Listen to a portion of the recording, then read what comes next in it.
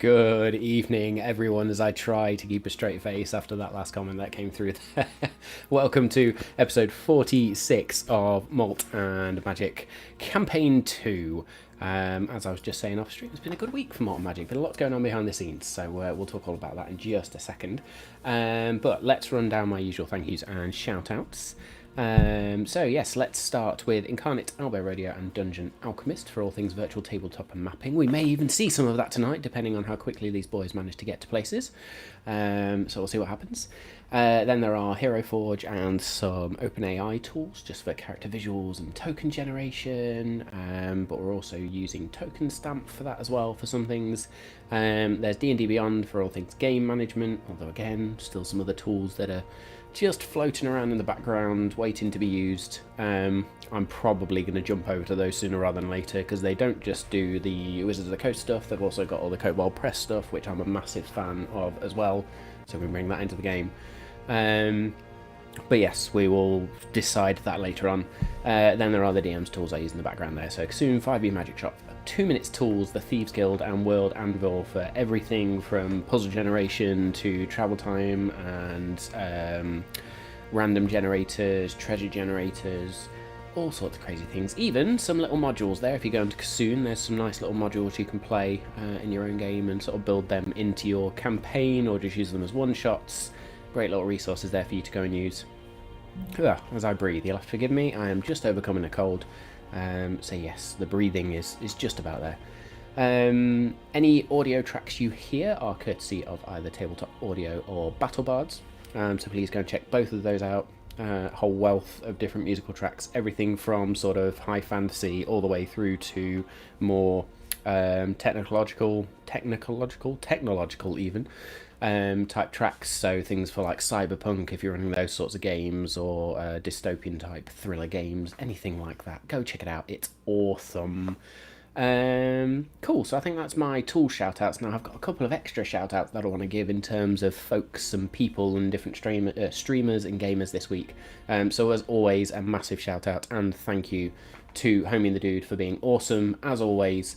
And all the things they do. Hopefully everybody caught their MMA stream over the weekend. I caught it for about 5 minutes before I had to go dive on to do something, so I've not caught up with the UFC this weekend. Nobody spoil it for me, because I've not seen any of the results either. So I will, I guess, sort that soon.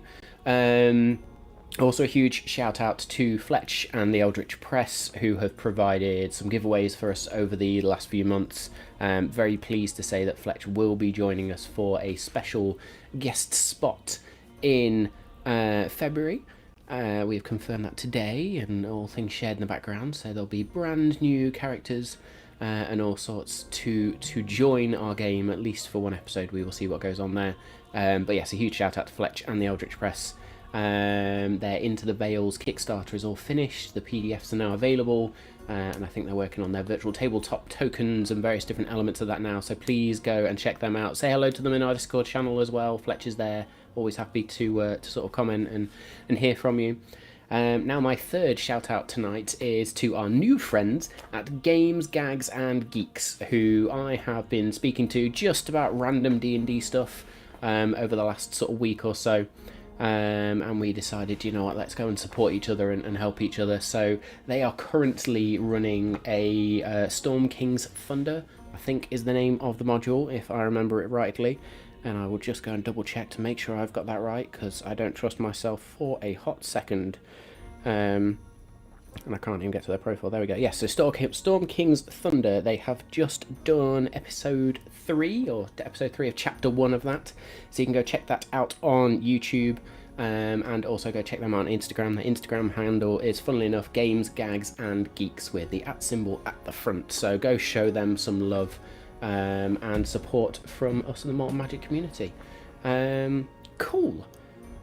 What else do I have to talk about? Yeah, social media. Speaking of social media, please come and follow us on all our social media links. Those of you that are observant will have noticed that over the last few days we have launched a brand new giveaway on Instagram, and that is to celebrate our reaching 100 followers on Twitch and 200 followers on Instagram. So there is a chance there to go and win some very, very nice Lex-inspired dice and goodies, all courtesy of Trade and Tested, who are a UK sort of tabletop role-playing game accessory provider. So there's dice bags, and all sorts of paraphernalia there. So go check them out as well. They've got their own little Etsy shop. I bought their dice advent calendar this year, and it was phenomenal. There was amazing little dice in there, all Christmas themed. And you can get hard edge dice, you can go for the softer round edge dice, there's all sorts in there. But yes, they've decided, or I say they've decided, they have graciously thrown in some free goodies alongside the dice there. So thank you to Abby at Trade and Tested. Please go check out the Instagram feed for details on that. There's a few little things that you're required to do in order to get an entry in. Or at least one entry in, so do not miss out on a chance to win. The other reason we've done that on Instagram is to give those folks that are listening on the podcast a chance to go and check that out as well, because we are very conscious that there is a lot of people listening on the podcast. So please come and go and get an entry in, just so we can show you some love as well. So yes, join us on the Discord as well, join us on social media channels, and of course if you are listening on the podcast, then please leave us a rating or review. The podcast is also, so many things to get through tonight, podcast is also now available finally on Amazon Music and Audible. I finally got around to sorting that out, so we should be on as many platforms as possible now with regards to podcast platform, so hopefully nobody's being left out. But yes, ratings and reviews, like, subscribe, hit the bell, hit the follow, all of those things we much appreciate. And I think with that I will stop rambling and we will go find out if we're going to meet Jules' mum this week, shall we? So, my usual warnings most certainly apply. There will be adult language and definitely adult humour.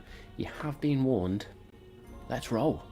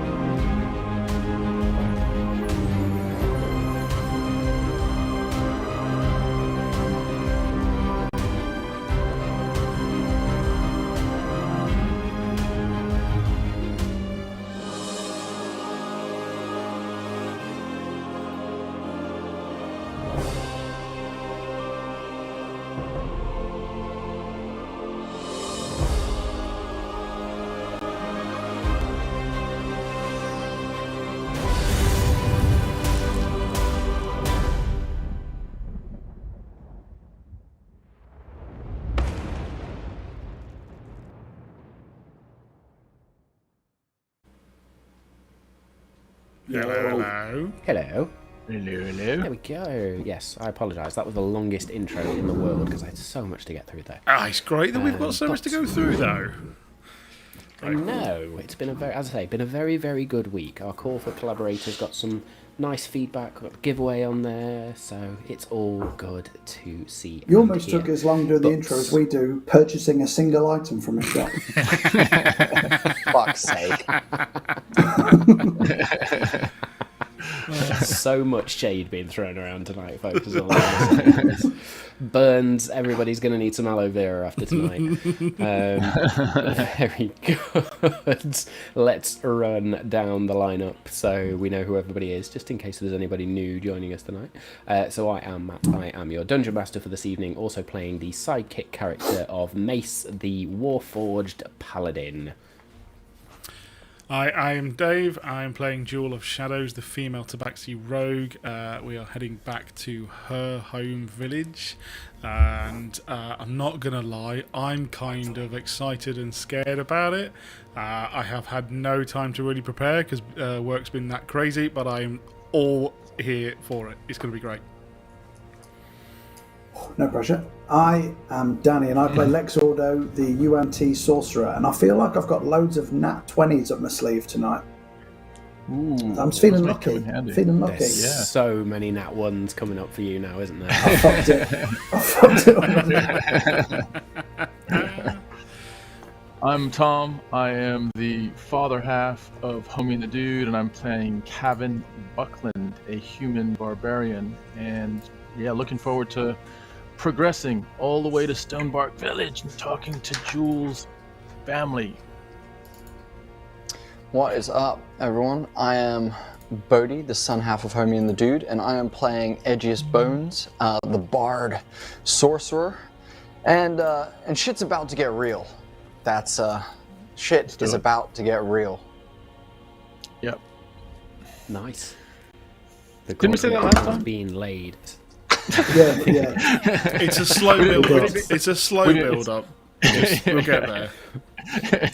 It's called just foreplay. that, We're just bubbling away teasing nicely. and creating an ambience. Yeah, it's meant to be foreshadowing, but unfortunately Danny got involved and therefore it's foreplay, so, you know. Exactly. Welcome.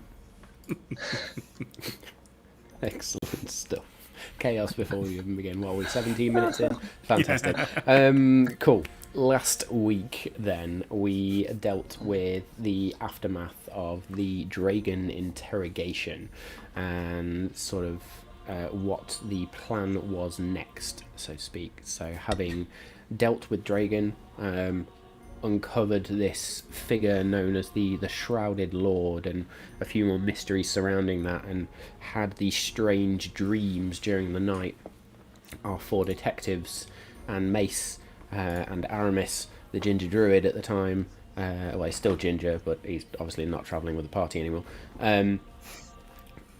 all then sort of had a conversation about their dreams, what was going on, and then what we were going to do next. So it was then a bit of a run around Dryad's Gate to go find a few items, make sure they got the moose back, go and return those shackles to Solbraca's Sorcerer's Sundries. And in doing so, had a conversation with the proprietor of Solbraca's Sorcerer's Sundries about dreams. And she sort of explained that she wielded, or at least understood, dream magic and could help potentially understand some of these dreams, which was intriguing to the party. They were told about one particular spell that might help them, but they also needed some ingredients in order to do so. And they were told of a particular druid within the city who was au fait with mushrooms and fungal growths of sorts, and to seek them out and go and find certain colour mushroom as well. Now, it was just by chance that Edgius and Lex happened to be walking past such an individual in previous visits, and so having been told about the need for these mushrooms, then also visited them again on their way to speak to Brom, deposit the body, and get Brom the information they need in order to then take that to the joint council of Dryamere between Iolin, or at least in Iolin, and the councils between Iolin and Dryad's Gate there.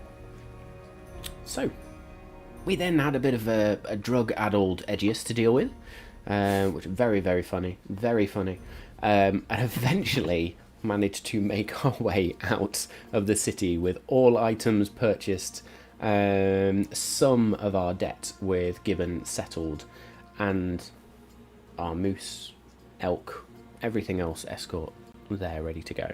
And you exited the city and headed west along the main thoroughfare between sort of Dryad's Gate and out of Dryamere itself towards Union City. Of course, you're not heading out of Dryamere, but actually heading slightly off the path.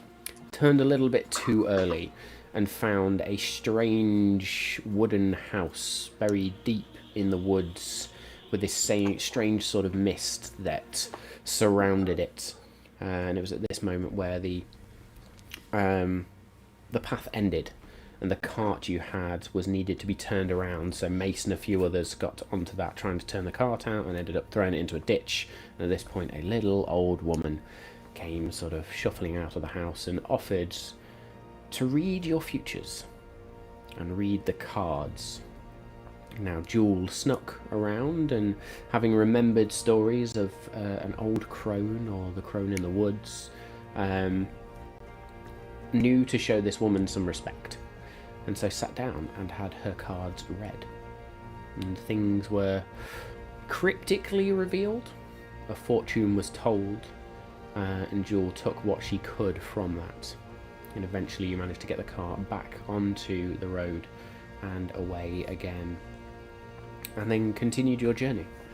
And rested at some point, and as you rested, there was not a dream, but the other three of you were shown a single card in your dreams, part of a reading that you could have had and could have understood, but squandered in those moments. And that is pretty much where we left off. So, my friends, having long rested again, we wake up the next day and we are fed, watered, and we begin our journey off towards Stonebark Village. What are we doing in the first half of the day?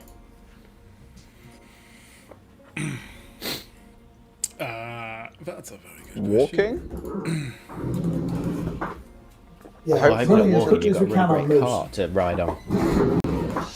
Yeah, you know, like whipping our moose into shape, probably talking some dumb shit, sharing some stories. Edgius is probably like playing a bit of music and telling some stories from his past at times while Very good. enjoying seeing. Is Lex stressed this morning? How's Lex doing after meditation? That's the I will next let you thing to know. ask, is Lex do his meditation?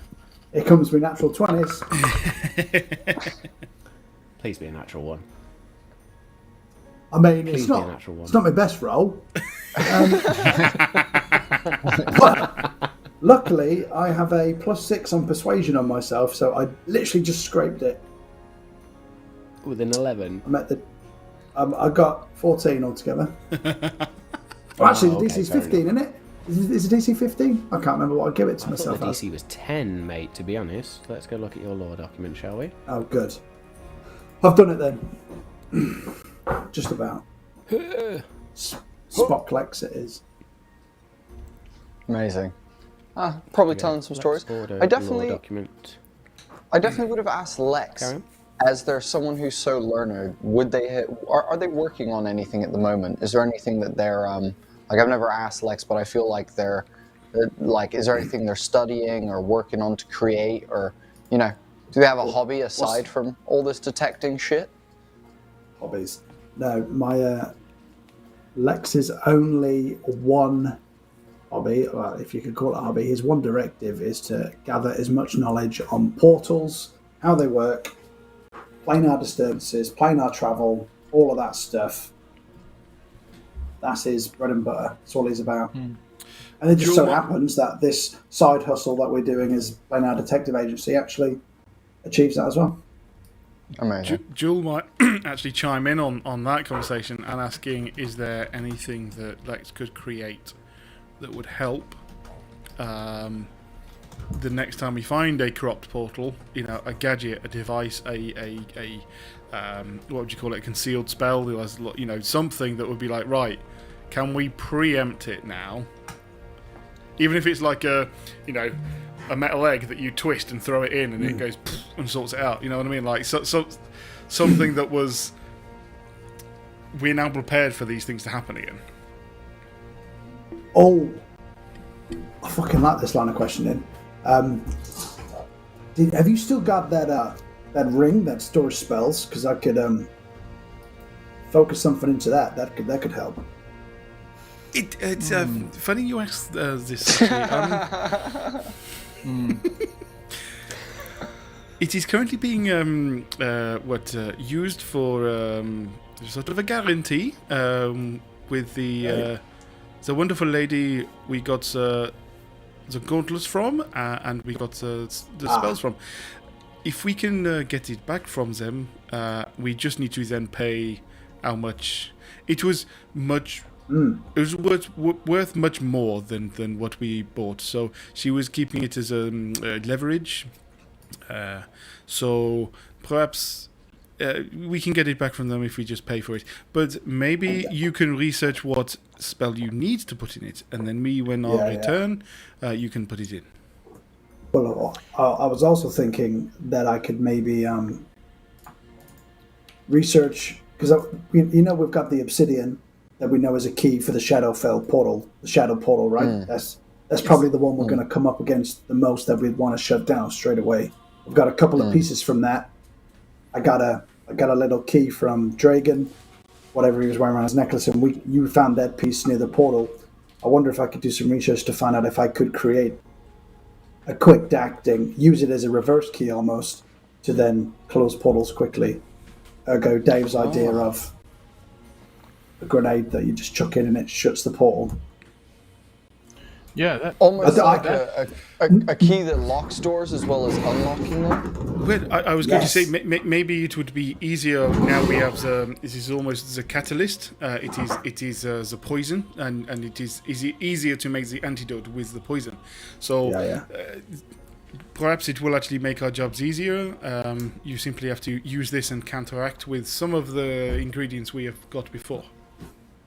I feel like Lex is going to have to bloody multi-class into an artificer just to fucking make some cool shit. I mean, that's all fine. I mean, you did say that good. early on in the whole, campaign as well. Yeah. The whole portal thing is, it sounds like it's important, but let's not forget, Jewel. You remember, it was Oneromancy it was. That was the spell. Right. And yes, so, of course, the dream sort of magic. Yeah.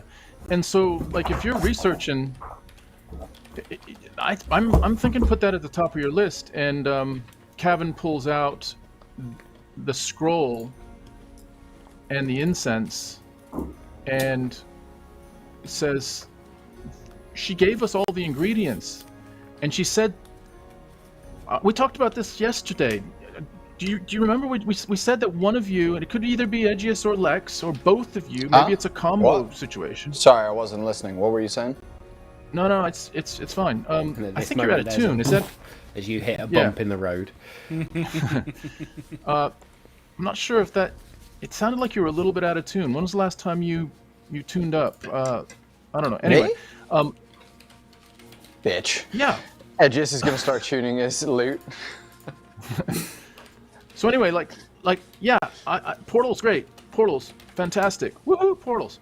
But this spell is what we were talking about. Am I going insane? Didn't we talk about this yesterday?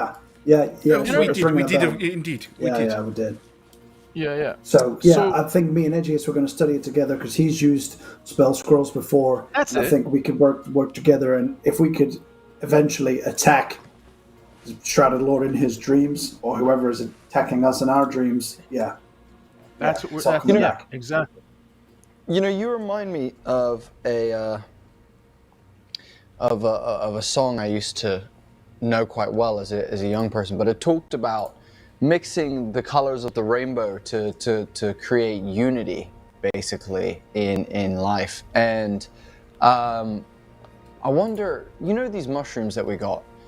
Lex, do you remember the things he said? Purple is for Nurple, blue is for you, red is to go to bed, and green is to feel obscene?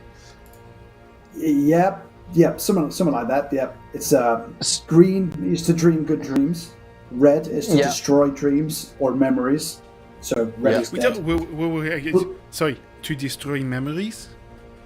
That's what they said potentially could happen. Yeah. Blue is to share dreams. I think we all wanted to have a shared dream experience. And purple is to guard. Whatever that mean. Okay, so what if we do this? What if the purple ones are to protect our dreams, or maybe to protect our dream astral selves? So what if, we were thinking we just take one of these at a time. But what if we take combinations of them?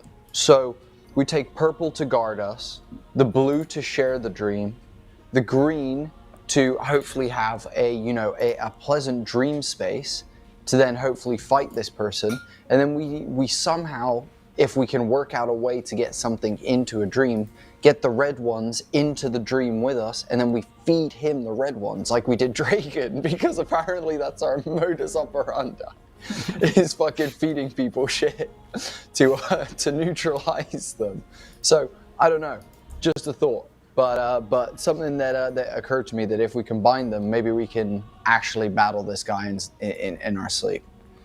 This is all on the understanding that this is where we have to battle them. I am totally do not know, but it is the fact that we have had these dreams and we wanted to know more.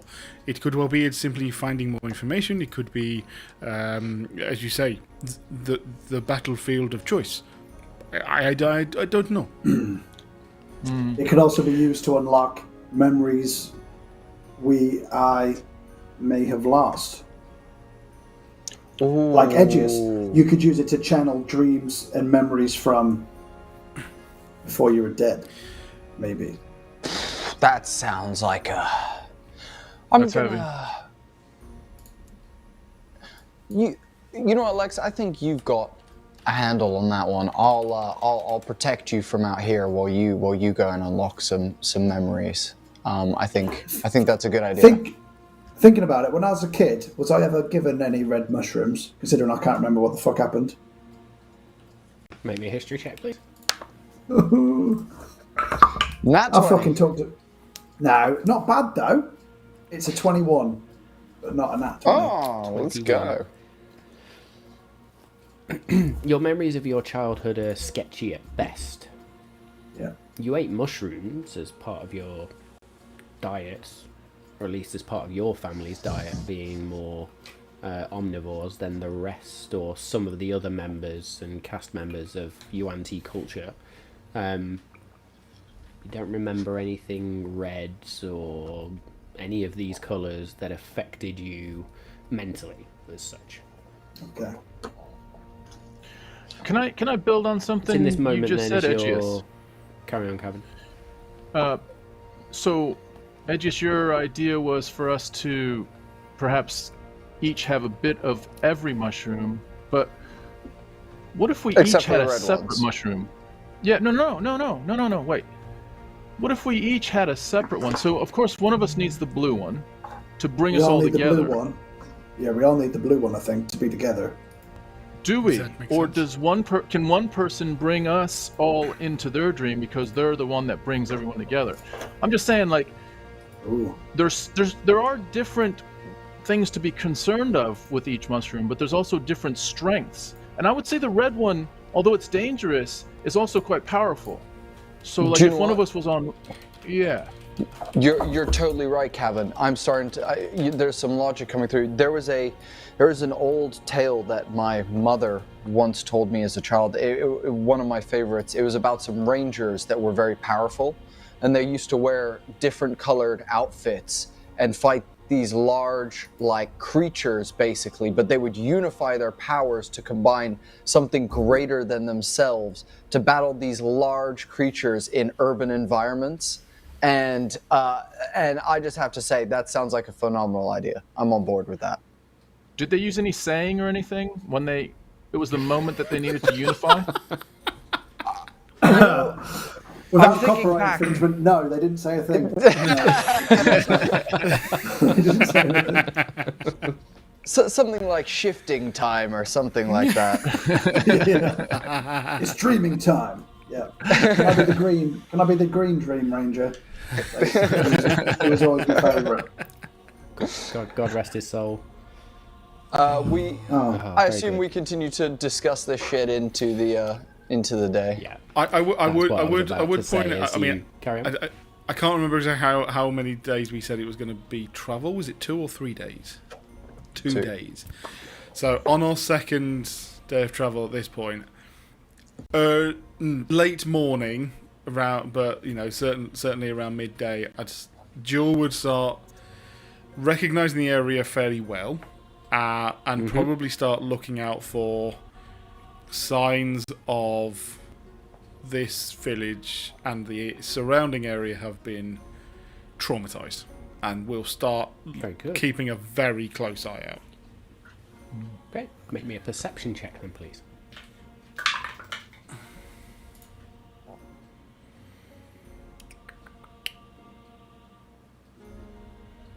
"22." 22. So, as you get towards sort of midday of the second day, you do start recognizing the immediate area, and there are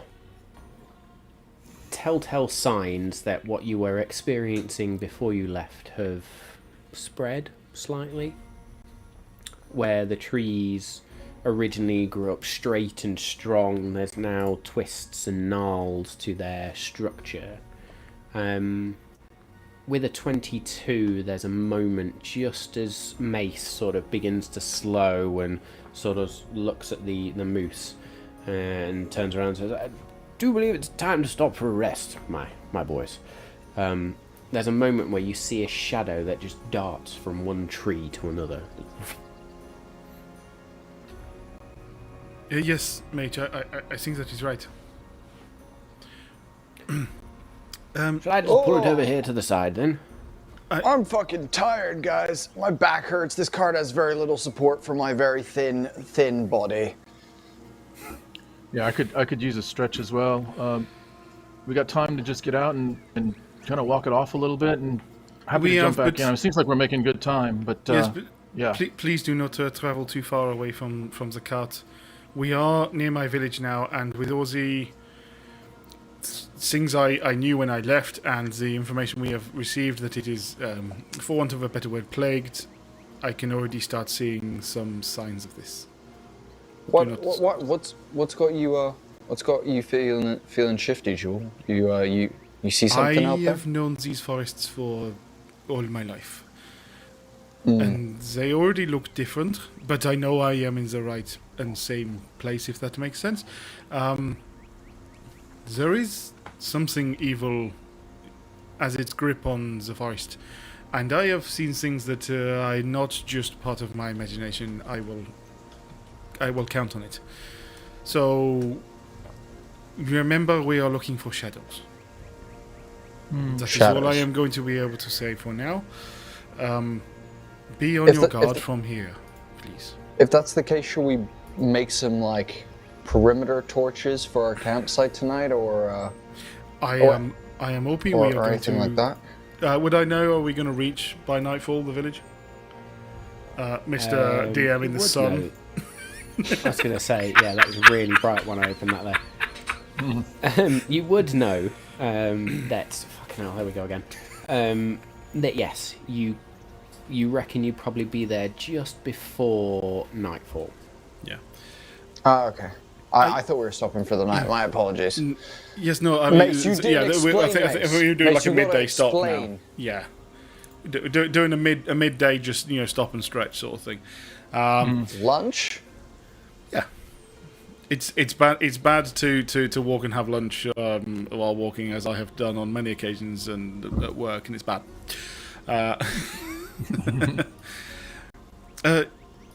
Yes, I am hoping we will reach our village by nightfall, but we are now going to start seeing things.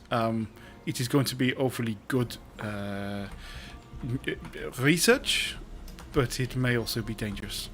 If we do come across anybody, I will be the one to speak to them.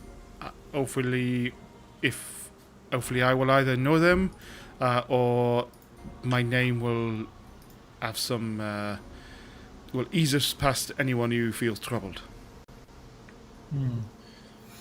Okay. When we stop for a break, Edgius is going to pull out his Defender Wakizashi and is going to do some sword formations. Just begin training with the weights that he added to himself the other day, and is just going to start practicing his sword forms. Start doing that mobile slash that he has, the defender stance that he takes, and I can't remember what the fucking other one's called. What's it called? Mobile flourish and slashing flourish. He's going to be practicing those techniques and just getting himself nice and sharp. As well as also, he's going to start theorizing a combination of close quarters magic with swordplay. He's not really seen anyone do that before. Typically, people who do magic stand far away, and he feels like Lex kind of has that one under control. So he's going to start almost like practicing sword forms with then little frostbites at close range, little firebolts at close range, some true strike magic and things like that, and just start kind of getting his practice down. As well as also, we're arriving that evening. Should I save my Misty Step? I'm going to do one Misty Step practice as part of this as well, and I'll expend one of my Misty Steps to practice that as well. Very good. As Kevin goes up to Lex and says, "Did you hear? It sounds like this is a. Jewel uses the word dangerous, and we've got to be on guard and everything. Are you sensing anything?" Well, to be fair, I can see why she's on edge, because when we was in Thalasser, I actually got touched by one of these shadow creatures, and it literally drains the life force from your body. So it's right to be on edge, and because if they plagued her village, if they have spread out across the forest, we do need to keep our wits about us. But I could sense I'll do warp sense actually, and see if any portals are in the area or have recently been closed. Nice. Within a 30-foot radius. So where's that gone? So, if I detect a portal, I can then make my DC save to see if I can learn about it. So, there's no roll to detect or anything like that, no? No, Just it double just check this spell. you sense the presence of portals, even in active ones, He within just 30 knows. feet of myself. This guy just I fucking need knows. I only need to make the You check get if I detect one to no- learn about it. You get no feedback on the spell. Fuck Not it. within a I mean, 30-foot radius. I'm if not that's sensing any portals or any recently closed portals, so hopefully at least in the immediate vicinity there's less danger. If that helps you feel better, Joel. DM, in our time, and possibly even I don't know whether it was enough of a prevalent issue to the village at that time. Does Jewel in any way know if lighting torches is a good deterrent? Not necessarily to attack these things, but just if you light a bunch of torches, are you safer in the light?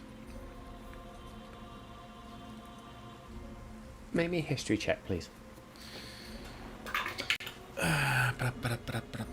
Edris is in the background like... Just the old Bruce Lee noises. Yeah. Exactly. I will take that roll. That is a 24. 24.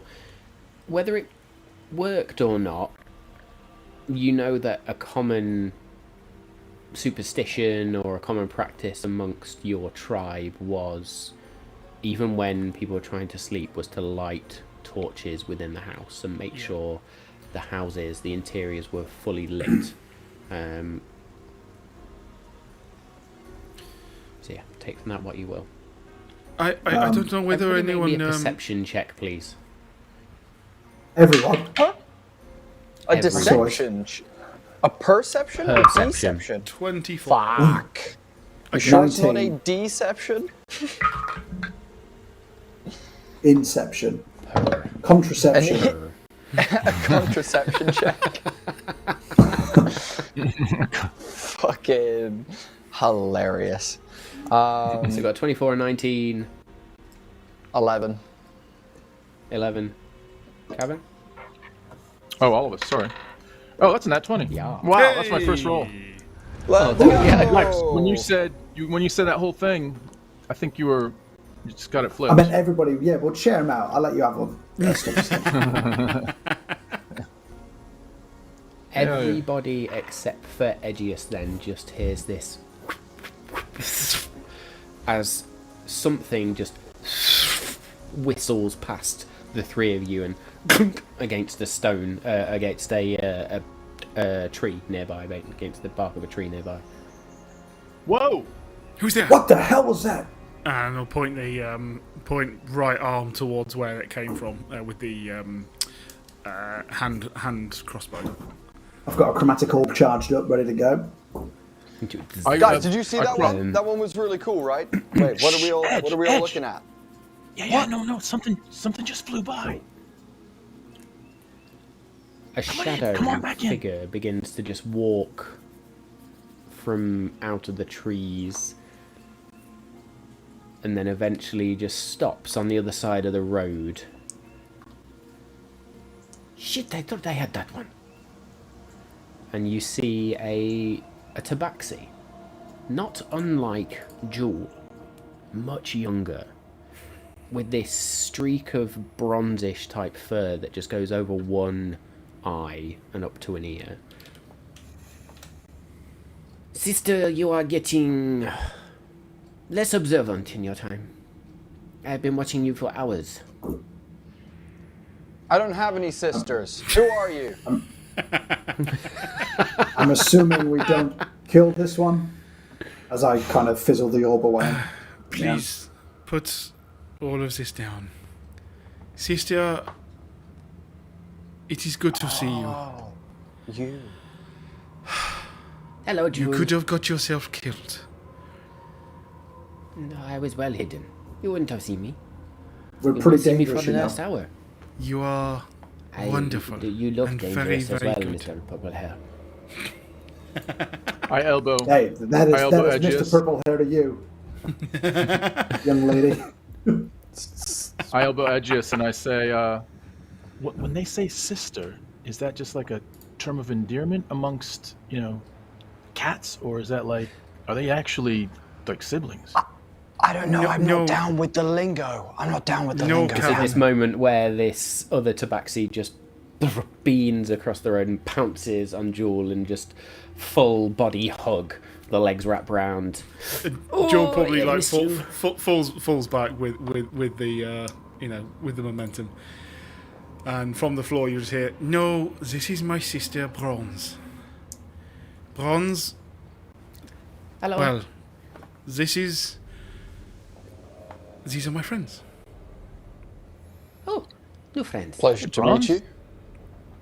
Do, What This about is do they have Lex, names too, or Cavan, are we just calling Edgius, them? Oh, and Lex. the big steel one is Mace And this is Cog. Lex, and Cog. Cannon, Dangerous, and Cock. Oh, I mean, I they all are like- very close. I like do that. you know, I'm going Okay. to say like that is okay. that. Yes. I'll take dangerous. I'll take dangerous. Cannon's not bad And you either. said this big metal is a person? Is a mace? It is Mace, please. This is my sister. A pleasure. You said her name was Bronze? Well met. Bronze. I am Mace. Champion of Paragon. Bronze, it Oh, is he so talks. good to see you. You are clearly you. getting much, much better. Well, you told me to practice, so I've been practicing, but it is, Mom is not going to be happy because it's getting a bit dark and, no. She, By the time I get home, it will be very dark, and that's not good. that is okay. You're going to be with us. Perhaps we should all head back. Yeah. Bronze, how has the village been? How is Mom, Pa? Well, How are they? ever since she went missing, it's been quiet. But, Oosh. well, Who Mom went and missing? Dad are okay. who? Your mom's Your missing. friend. When? No, Oh. Mom is fine. She's Oh, my friend. Your friend. Yes. Right. Yes, of course they went Wait. missing. Wait. We knew that. Edgius is going to look at Jules and go, friend? What was their name, Jules? You get a very serious look from her that I'm pretty sure we had a conversation that friend died. Was... Oh. And again, you kind yes. of piece it together, little girl, Of course. They went friend missing. went missing. I heard Jewel, that person went to the farm. Upstate, no? Where all good dogs go. More or less, Edgius. Yes. Yeah. Good dogs. I sidle up That's, to it's a saying from where I'm from. Don't worry about it. I sort of sidle up to the other. Is the other one a tabaxi as well? The second one that kind of tackled Jewel. Oh no, it was all one. Yeah, Oh, so it was just- okay. It was there's just bronze. there's only one, and it's bronze Jules Just sister. bronze. Yeah. Gotcha. Okay, gotcha. Great. The So, bronze if it then makes sort us of all- detaches herself from Jewel and wanders over to where Lex is, and then just pokes towards Cog. This is strange. He's not made of yarn. He's not a toy. Okay. Just knocks him off, and she just goes and knocks the Colt cup just off the spins cart in as the air well. for a moment. Jewel goes to pick Yeah. Bronze up again and puts her like on the cart and go, so, how is everybody doing? Has there been a lot of disturbance from this? Was disturbing. Everybody, well, as soon as the sun sets, everybody goes inside. It's not much fun no more. But, well, since you left, there's been no major disappearances. No screams, at least. Strange Okay. statues appeared, but they don't move, they just stay still. Some So what? statues. These Statues weird appeared in statues, they town? got like big wings and crazy horns, but they're just there. Don't do nothing. Has that happened sounds to us normal. before?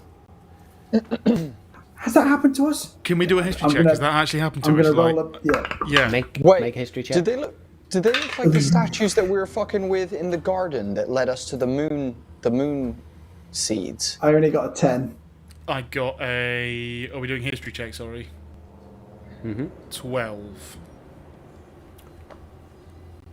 Yeah, I don't recall that either. No. That is very strange. But, Yes, well, look. there's only 3 of them, so we sort of just keep our distance and Well, nobody goes out at night. if we're worried about sunset, maybe we should walk and talk. And if it helps anybody feel better, I will get my lantern of aberration tracking out of my bag, which I haven't needed since Thalissa. I'm going to put it on the front of the cart, so not only will it be a headlight for the cart, if there's any aberrations within 300 feet, it will go green. I am Pow! I am taking. I am guessing, Bronze, that people are still lighting lamps and torches in the evening, keeping the place well lit. Oh yes, and then she points down to the side where she's actually got a wooden torch tied into a belt. I am not to go anywhere without this. Well, Papa sees me go anywhere without the torch, then he tells me off. and quite right. As soon as it starts getting dark, I want you to light that. We are all Aegeus, Cavern, Lex, please. I think it is all wise, whether it is going to help us or not. It is better to light some torches. One, so that we are seen on our way in. This is not something that we don't want to be seen. And also, if it helps keep away the shadows, I am all for it. Are we all in agreement? Yeah, sure. Great. And Yeah. Kevin Right, let's kind go. of reaches over to Jewel almost to whisper, but he whispers in a way that is loud enough for everyone to hear. He says, "Should we ask your sister about dreams and shadows and On the way. any?" We'll ask on the way. So Joel will get up onto the cart and sit next to Bronze, and then if we're all on the way, we'd start that conversation. Aegeus would be like, guys, I'll fucking clean up then, and we'll pack up the pots and stuff from earlier that we had from lunch, and we'll put that in the back and Mace join everyone. Mace wanders over to the tree and picks up a small stone and then hands it towards Bronze. Is this yours, my dear? It flew past my head not 20 minutes ago. Oh yes, my lucky stone. Thank you, Mr. Mace. Jewel, why was it Kevin? Why was he asking about Mum? He said dream. Have people still been having the weird dreams? You said no one was gone missing. Well, it's yes. I take it is steady talk of of the town, just night- nightmares. Lots of nightmares. Lots of nightmares. Are they similar to Some when I people try not to had sleep them and before I sleep left? during the day. Nobody. I don't get told a lot, but Does sleeping during the day work? Child. well, it means that people can be awake at night when the shadows. I think it was they would come in the night and attack. No, but But do the Well, they nightmares still- still happen? Do the nightmares still happen during the day? I don't know. I spend most of my days out in the forest hunting rabbits, and then she holds up 2 rabbits. I So think do you, everyone, these answers are just going to be never much ask better them. for someone at the village. Let us yeah. keep this from too many more questions. You look like the type of kid who would like to eavesdrop on conversations they're not supposed to listen to, right? You must have some good intel. I did, just looks nervously at Jewel. It is okay. I taught you to hide. Yeah, I mean, if you take care of your sister Information here- is great. Come on. I know you have heard. Come on. Well, you said your friend had gone missing. Yes. The papa and the other elder said she is dead. Is that Yep, true? that's correct. You've heard. Yep, that's right. Oh, wow. I'm afraid so. I'm sorry, Bronze. No. I hope you understand why we tried to keep this from you. Lex, what the fuck? Does this mean It's that logical. they're She's heard the truth, confirms the truth. going to die if they have gone missing? It is not guaranteed, and to be fair, what happened to my friends was a shame, but we could find them, so we knew their fate. I don't suppose you've heard of Oh. anybody being prescribed any like fungal mushroom recipes for their dream experiences, have they, to try and help? From like a local medicine man. I don't think that is No. an issue at the moment. Like, look, who has gone missing? Storm, my school friend, she went missing 2 days ago. Did you say Stone? Storm. Storm. Storm. Storm at sea. Is that their name? Or they- That's their name. What? That's What? That's their name. Yes. I am Bronze of Shadow. She is Storm at sea. Is Jewel of Shadow. So she didn't go missing in a storm at sea. Her name is Storm I at Sea, s- and she's missing. That threw me for a loop for a second Jewel, I there. feel like you has missed the whole point of our culture in To be fair, explaining to- Bronze, they do not understand our naming culture. It is quite foreign to all of them. So you're Bronze of Shadows. She is indeed.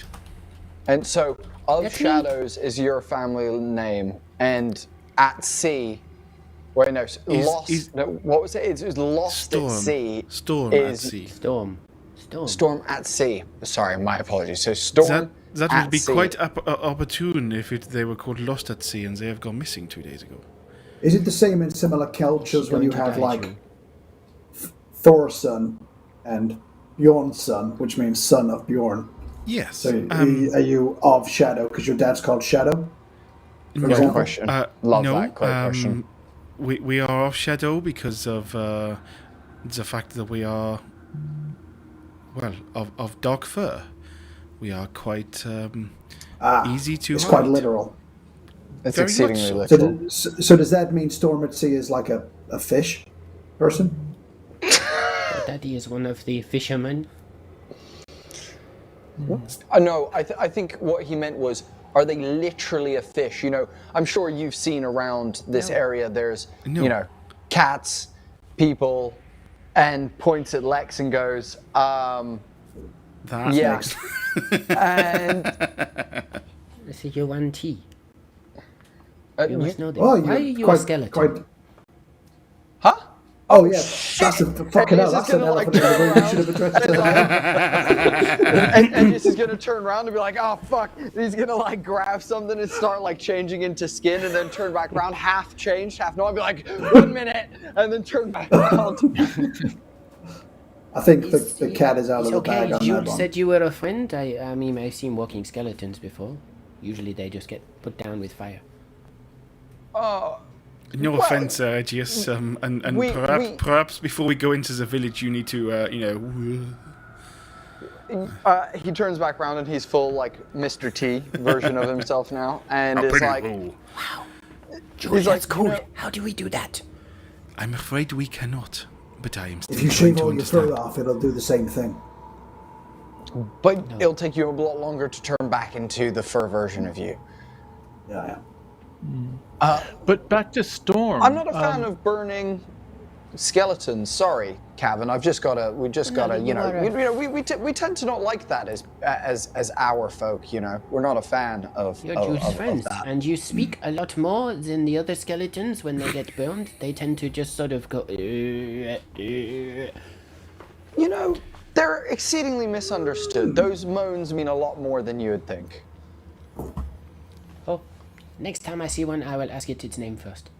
I would I love not that. do Love that. that mentality. Learning days. Great job. High five.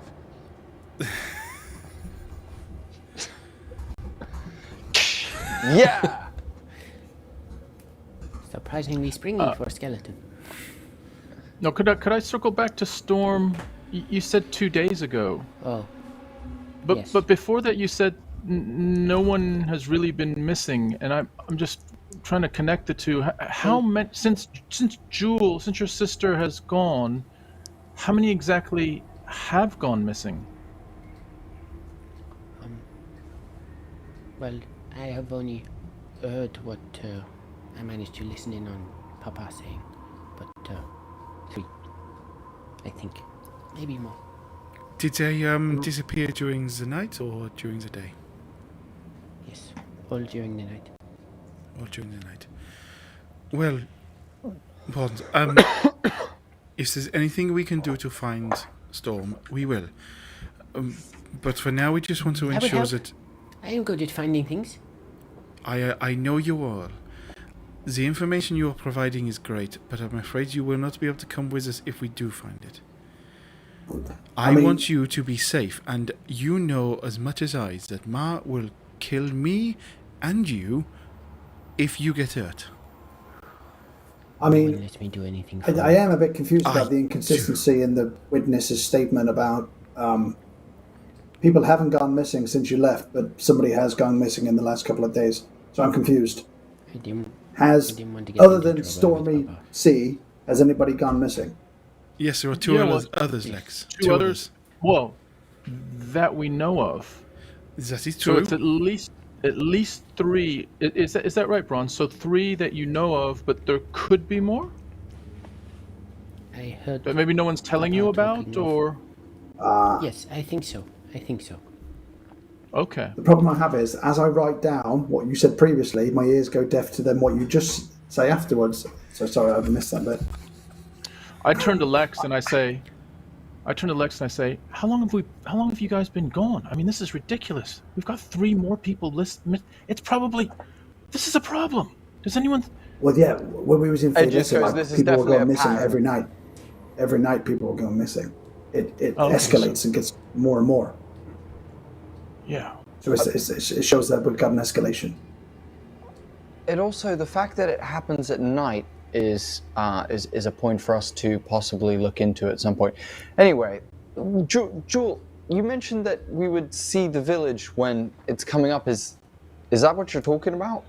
And it just points down the road ahead.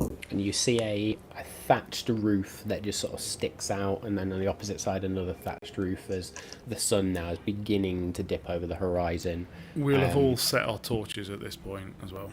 Yeah. And even Bronze is there just holding this little torch up. And then hold it down. Just ooh, I forgot. Canopy. Not a bone. Like, hold it down a little bit. Yes, Aegis, we are here. Oh, How what's busy it look does like, it look? Matt? I was going to say, what's it are we starting look to like as we get come in? it quiet here? As it's now getting to sunset, you can see a lot of individuals, everyone walking around with a torch or a lantern or some form of light. There's a couple of individuals who actually hold their hand out, and there is a ball of arcane light in their hand. But everybody seems busying and closing things up. You notice a couple of tabaxi individuals that are bigger, more muscular.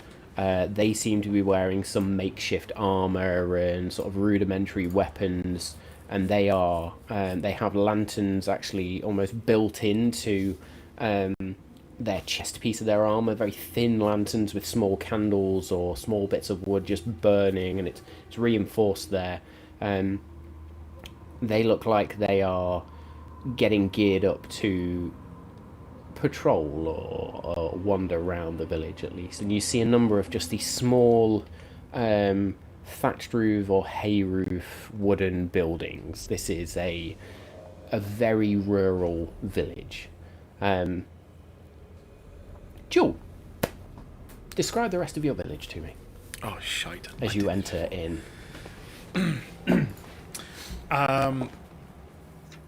The village, very similar to the way that the DM has described it, is very much in keeping with inside the forest. It is of the forest. It's in the forest. It has a gleam of the elven and druid style housing. So they have a very much made from the forest around them. They're not exactly made of the trees as Dryad's Gate was. They are much more your stereotypical house made of stone and wood, but they definitely have that kind of they're trying to keep within the style of the forest. I say sort of elven, that kind of idea that we may all come about with the way when we say that. Not too many straight lines, but it's still just it's like it's kind of artistic in the way that it's all done. There are not just tabaxi here. There are a couple of elves, and you will also see one or two, maybe more over time. But you will see a couple of dwarves, and you would also see a mountain range in the background. As much as we are quite heavily in the trees at the moment, the pathways around are well kept. They're not like forest paths. They do seem to be sort of a mixture between that and cobbled stone. But otherwise, you feel like you're very much still within the forest every time, even if you're in like the centre of the village, if that makes sense. There are some larger buildings. You would see a couple with towers, a couple of two-story ones, but otherwise they're all modest housing made of, as I say, wood and stone.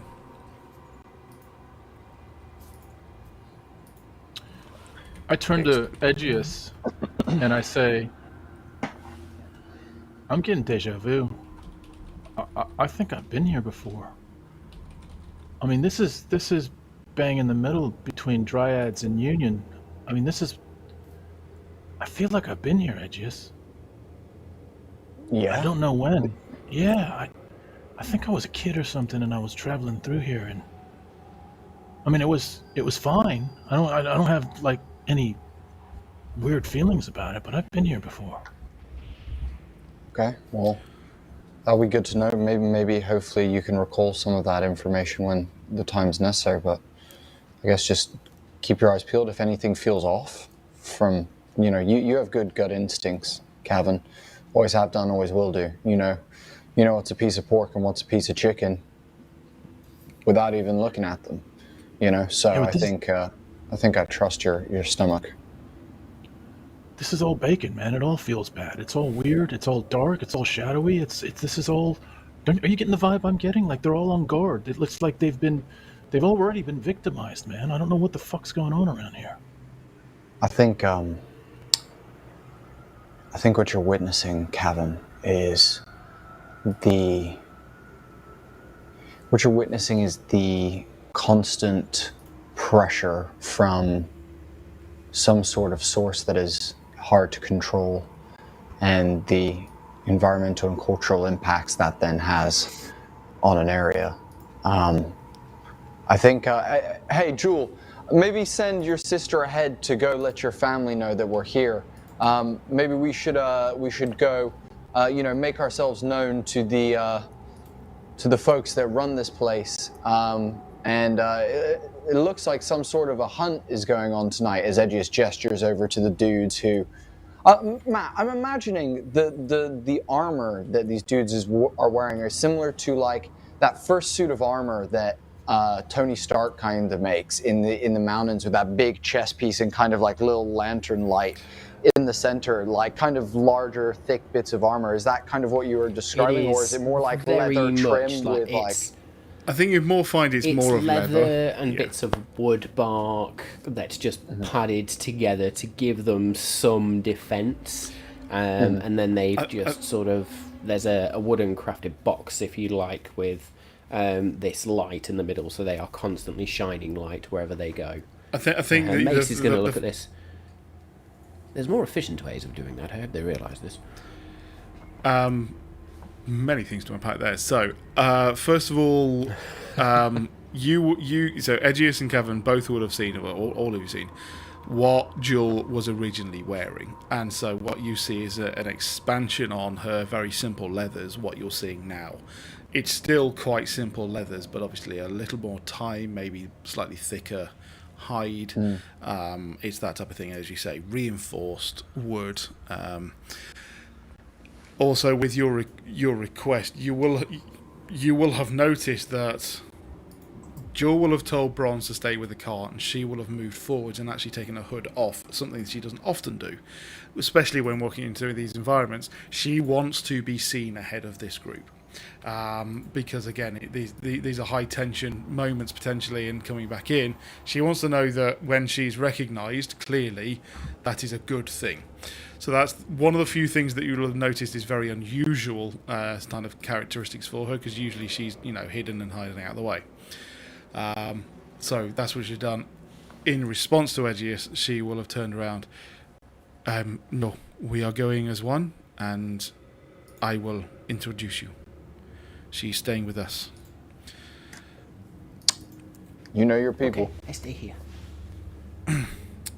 But we'll continue to get the rest of the party to come with lead, but she's about 10-15 feet ahead of the group. Okay. And she will, with anyone that she does see and recognise, a nod, and will head towards the I think head towards home, really, which wouldn't necessarily be in the centre of a village, but not far off it. There would be some larger buildings in the centre. One other point of note to the village is a small river running through it, not directly through it, just off to the one side. So there are a couple of fairly well-made bridges, and this river is definitely coming from the mountains. Very good.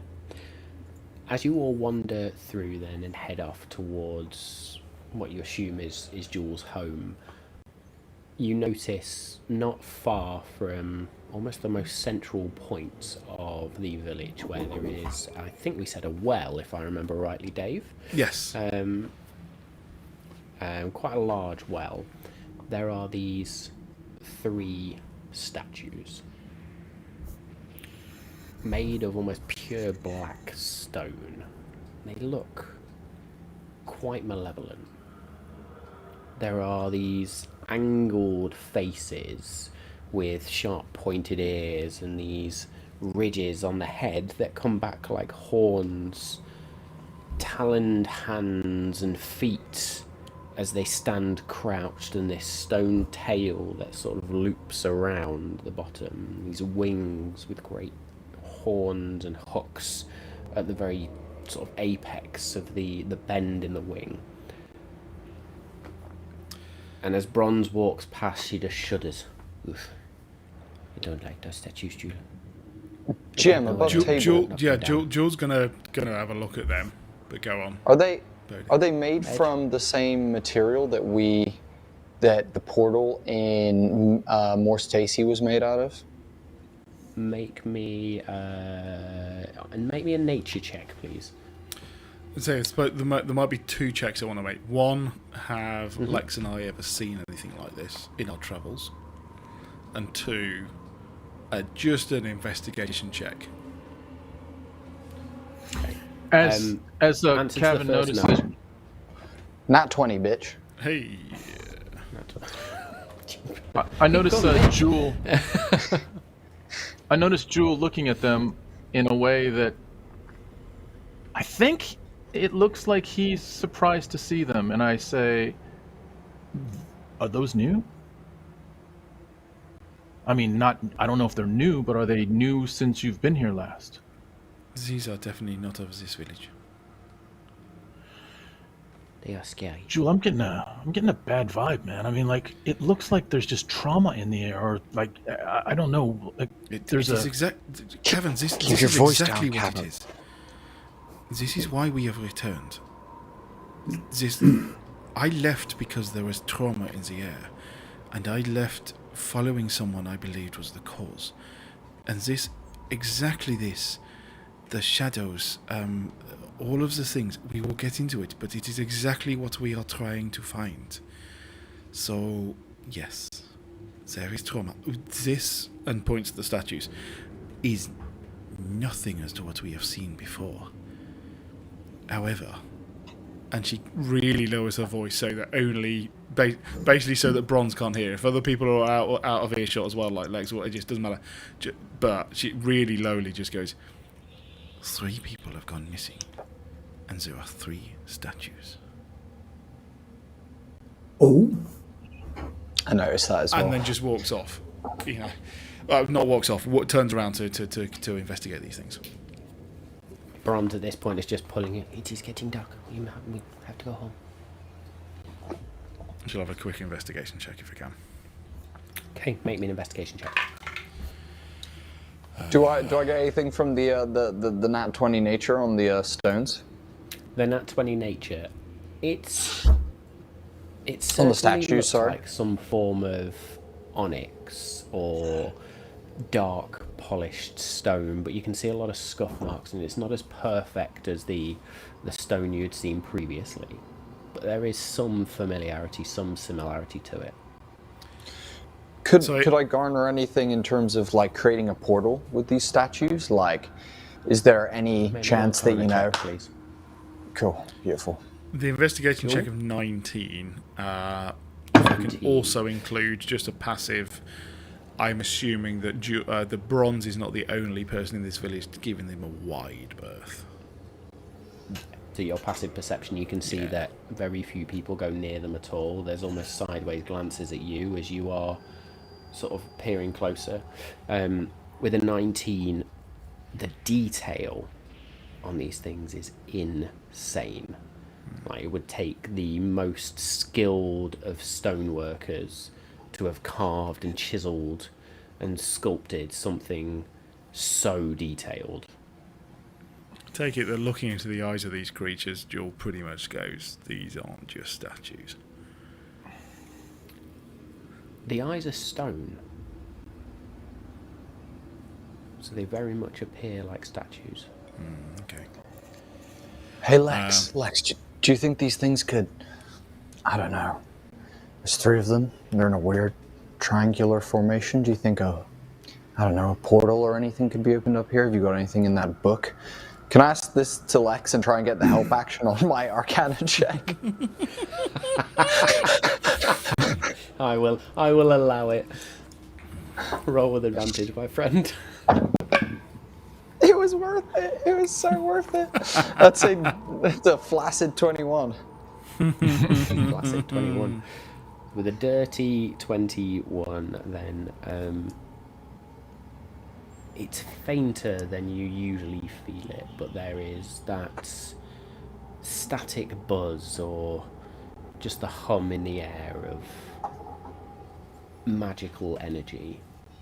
You feel it coming off these statues, but it's so very faint. Can I cast another warp sense now I'm in the village to detect any portals or recently closed portals, please? Boy. Fuck yeah, let's do it. Ping, ping, ping, ping, ping, ping, As ping, you ping, ping, ping, ping. wander away from the statues now and sort of skirt past the well and head towards what Jewel and Bronze sort of indicate is their home. You feel a very strong pull of something near that well. Who Lex does? So let me do me save then to see if I can find out what the fuck's going on. He's got some shit in his pocket right now. Oh! I've just met it. It's a DC 15. That was fucking good. I shouldn't have said I was going to roll good tonight because there've been nail clenchers. So I learn the destination plane of the portal and what portal key it requires. Very good. So just to come back to Fucking that Edgius, your spell. check, because I realised I didn't give you anything towards the information you're actually asking for. You're not So I 100% sure whether this material could be used for portals or not. It just seems similar, and there is something magical about it. Now, Lex, as you stop for a minute, and one of your latest magical abilities, you just reach out. There's a flash in your mind's eye of just darkness and shadow and a terrain not unlike the one you see around you, but just wreathed in darkness. A pale moon hangs in the sky. You see buildings not unlike the Tabaxi village, but they are dark, they are twisted, and everything is just wreathed in shadow. As you look in and realise very nearby there is a portal to the Shadowfell. Fuck yes. Open or closed? Active or inactive? Do you get that information? Well, I can detect inactive ones, so I would know if it was... Read me Open the or spell. Fucking hell, here we go. For the duration you sense the presence of portals, even inactive ones. If you detect a portal in this way, you can use your action to study it. You pass the DC save. On a successful check, you learn the destination plane of the portal and what portal key it requires. Okay. Oh, it's So a bit you have learned ambiguous. the destination plane of the portal, and you have a strong pull towards that onyx stone, that circular black stone that's in your chest. As in not in your chest, but in your box that you've got in the bag of holding. Anything And towards that's coming my, from the... Oh, sorry. Go on, Danny. Seems to be coming from the You well say that area, was... yeah. Oh, fucking hell. That's where you've picked it up. Yeah. Is my outer essence shard doing anything funky in my pocket? No. Fucking shit, Stone. Guys, I don't want to alarm you, but there is a Shadowfell portal coming from the well. What's that? Below the village. Who fell down the well? Tilly fell Nothing down the bronze. well and broke his arm. I'm just going to go with Skippy. Go to go home and let them know we are going to be there in a moment. We will come in. I need to have a chat with this lot. This rabble. Yeah. Okay, I'll go tell Mama and Papa. They will be most excited. She just Tell- scampers off with that torch held high. Tell them not to come out. Did you know that, Jewel? Okay. What? No, I did What the not fuck know. Lex said? Yeah, of course I did not know. I went halfway across the continent to find out if this thing.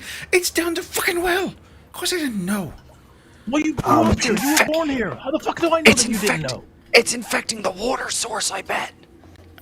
It is I'll infecting the start whole preparing village. the ritual to close the portal. I mean, you can start this, but look. Wait. First of all, if Bronze is around, let's please keep the murder, dangerous bodies, and death to a minimum, if you don't mind. She's only No, 12. that's not possible. Jewel, they know. They fucking know. They're living in it. They're I experiencing know it. they are, but Bronze isn't. Let's try and keep a little bit of their innocence left. Jewel, Bronze No. has PTSD. She's fucking numb. I She know knows. she is. You got to remember, though, Kevin, none of these people are magical people. They don't. They Not all can't of see them. the things that we. They might not they know can't see the about this things that we see. fucking portal. I don't know what a portal is, but what they do know is they're being fucked with 24 hours a day, and people are disappearing. Lower That's your what they voice. know. People are starting to look at us, Kevin. Sorry. Hi. Right. Good evening. So, Hey, nice to see you. also, when we go in, Nice to see we you. do not need as much of the bravado. We are not here on official business. We are here to help my village. And we will try and find some information about M. But if we know that that portal is there, we are going to help. But we are here first to find out if we can gain information from them. We need to get caught up with nearly 9 months worth of stuff that has been happening while I have not been here. We are going to be sponges of information, and then we will try and help. Devil's advocate for a second. Yes. Asmodeus advocate, sorry. If M has already penetrated the village and has, just heaven forbid, she has your mum under some kind of spell or trance or anything like that, if we then let them know about the portal, she might then release things from the portal. Them statues might come to life. Fine. So should I be trying to secretly close the portal? No, but I think that we will go and do that surreptitiously once we have spoken to them. So yes, Lex, and the rest of us, we will not speak of the information we have found. And Lex, I cannot begin to tell you how glad I am that I met you. Clearly, you are the one I was meant to bring back to this village. But we will do that later. Probably tonight. It's in this Probably moment then, tonight. as Jewel finishes her sentence, that the sun finally just dips over the horizon, and a cloudy night takes over, and you begin to see just these wisps of shadow and smoke and dark cloud just begin to sort of appear and float around the village. Ooh. So I've got my aberration lantern lit. Is it green at the minute? Nope. It's still burning orange. Yeah. with a bit of, I want to call it, not necessarily call it bravado, but I suppose of the experience of the last few months of travelling, Joel wants to look at how the rest of the village have coped with this. Have they already disappeared and it's only those guards left? And how are those acting? Like, should we also be fucking running? Or is this more of a, we have... I'm trying not to be immodest here, but do we have the experience to be... the ability to watch this instead of run from it? Or is it we should run from it? So you notice that everybody in the last door is literally just... and you hear this lock closed. The guards, those heavily armoured individuals, are now wandering further away as they go on patrol, what it looks like. Two of them together, and to the opposite directions. They sort of split up. And there's these moments where these dark, shadowy clouds, and it's almost like a mist, cross over these stone statues. And 3 pairs of eyes begin to glow with this purplish black light. And I cast banishment on one of them begins straight to away. shift and crack. Seriously, And I'll these cast banishment on statues one of them. come to life. I was going to say, so, I mean, I don't know whether we were looking, but Jewel, we'd be patting everyone, like, you know, just pointing. I can use my sorcery points to use my 4th level spell slot, get it back, and banish another one so I can get rid of 2. That's my plan. And then go to bed. Okay then, so with this then, as these 3 creatures come to life, you see almost like dark black scales just begin to take place of that stone as the wings just flex out and these dark purplish eyes just glow, and then there's just this...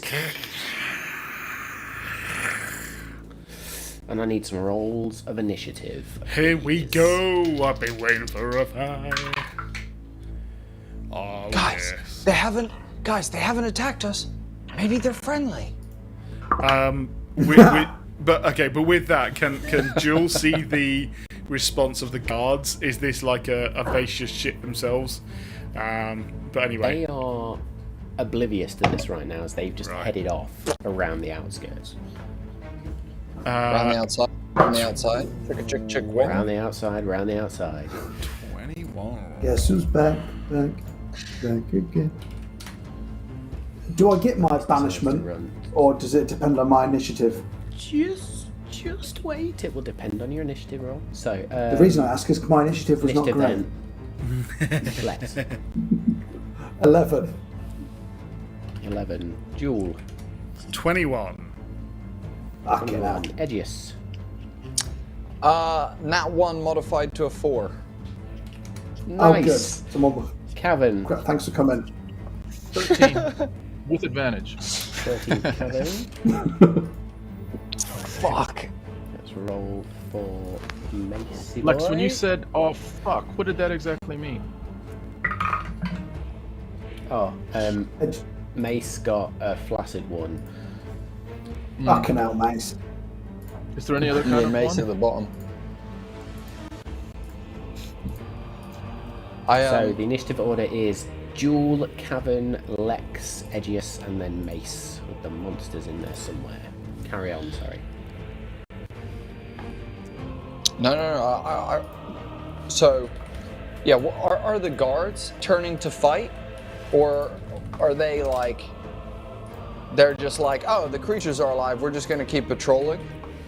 They've not noticed that these creatures have come to life yet.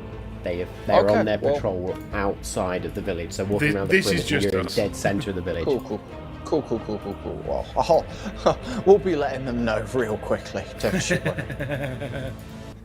Very good. So with that then, as these creatures come to life and these glowing purple eyes, and they all begin to turn towards you, we, my friends, are going to take a short break. We're an hour and a Nice. half in. See you in a minute. So, yes, we'll be back Looks here in a like few it. minutes to see what the fuck happens with these new homebrew creatures. Hey-o! Hello, everybody. Let's Yo, go. yo, yo. Stuff. We were just discussing all sorts of plans to do in the future.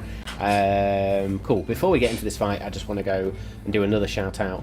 Please go check out the Instagram feed if you want to go and win some Lex-themed dice and paraphernalia. There's a little sort of dice pouch there and a little, I don't know what you call them, it attaches to the zip. It's almost like a keyring, but that's also clockwork themed as well, all from Trade and Tested. The only way to win that is to head to Instagram, so please go do that. Follow the instructions there and enjoy. Now, Love it. we have just woken up some homebrewed creatures, so I will tell you the name. Not that any of the characters, well, there you go. Not that any of the characters are going to know what they are, but these are umbral gargoyles, fully homebrewed.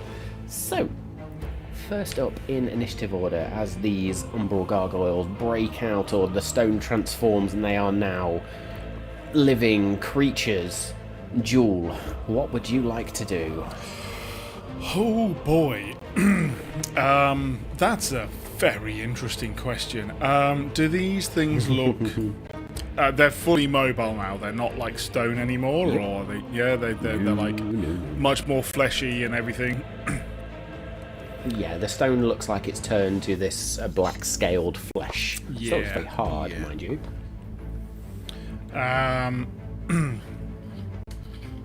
Cool. She's going to... Let's have a look where we've got. Mace looks like he can handle himself. So she's going to duck down and then leap over Lex, and he's going to go. So Nice. I don't mind doing any checks or anything, but basically just pounce straight over Lex. And Got that 10 feet of will movement to move attack through another player, but yeah. Umbral Gargoyle C. Mm-hmm. With a dusk dagger, because it's night time. Let's see what happens. Very good. No damage. That's my It phone absorbs on the the dagger. Your dagger's Yeah. gone. floor. Yeah. That is an 18 to hit. An 18 will hit. Okay. I've moved. I don't have any advantage, and there's no one around it, so it's just the attack.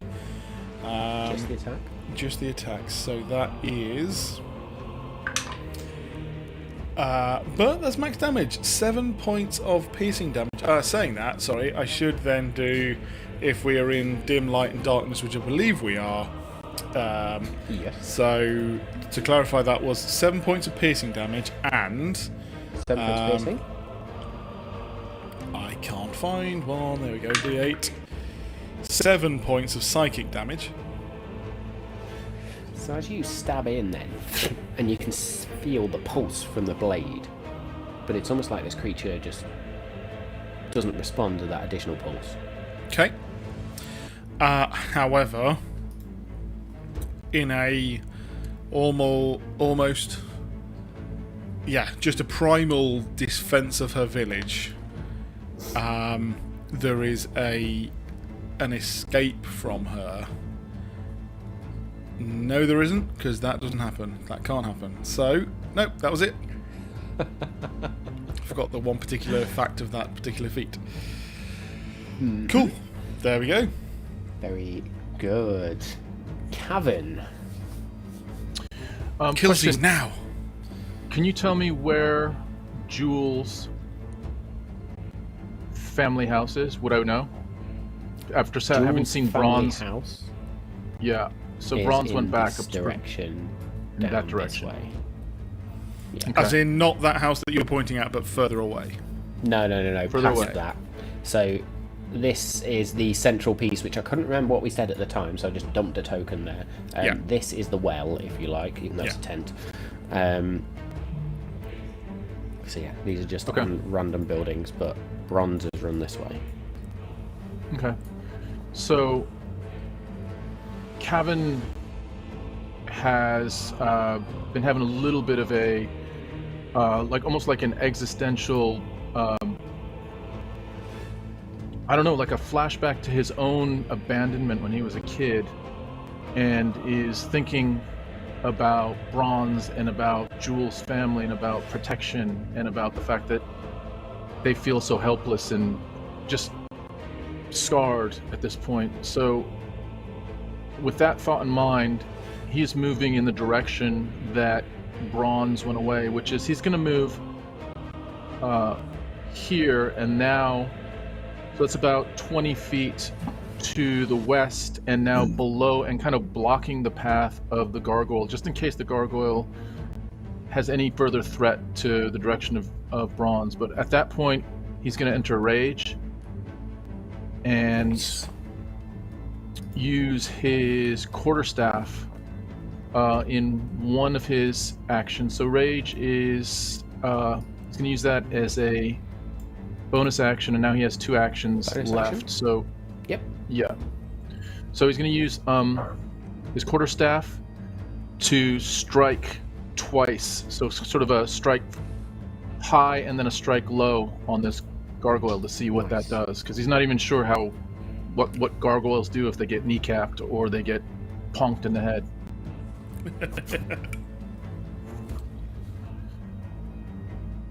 All right. Okay, roll to hit, please. First roll is 24. Ooh. 24. Now is your quarterstaff a magical item? No, I don't think so. Are you sure? Is it a +1 or a +2? It's +2. Oh, There we shit. go. That's a very magical item.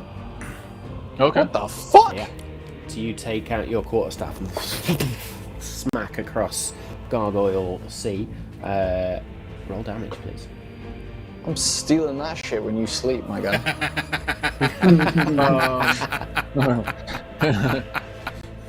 No, it just That's, looks a lot like yours. I found it. Give me a break.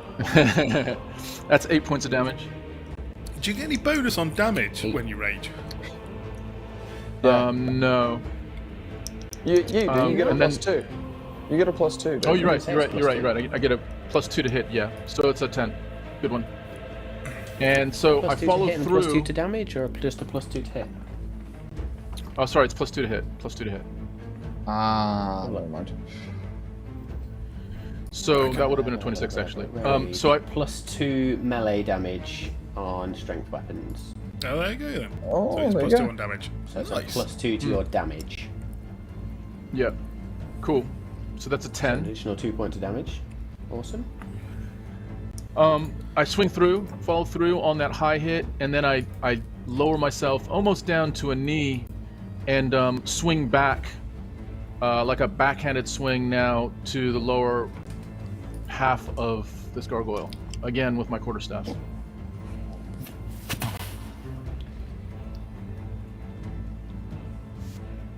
Nat 20, so I got a 28 Oh. Suck it, shadow creature. You little... So that will be double Get it, the son. dice, add the bonus, and then add 4 as well. This Double gargoyle dice, is add getting bonus. hit back into the Stone Age. Oh, whoops. It's this one. Hang on. That's fine. Let me do that So again. that's crit damage, and Hang on, then hang on. add 4 to that, so that's 15, isn't it? What is it?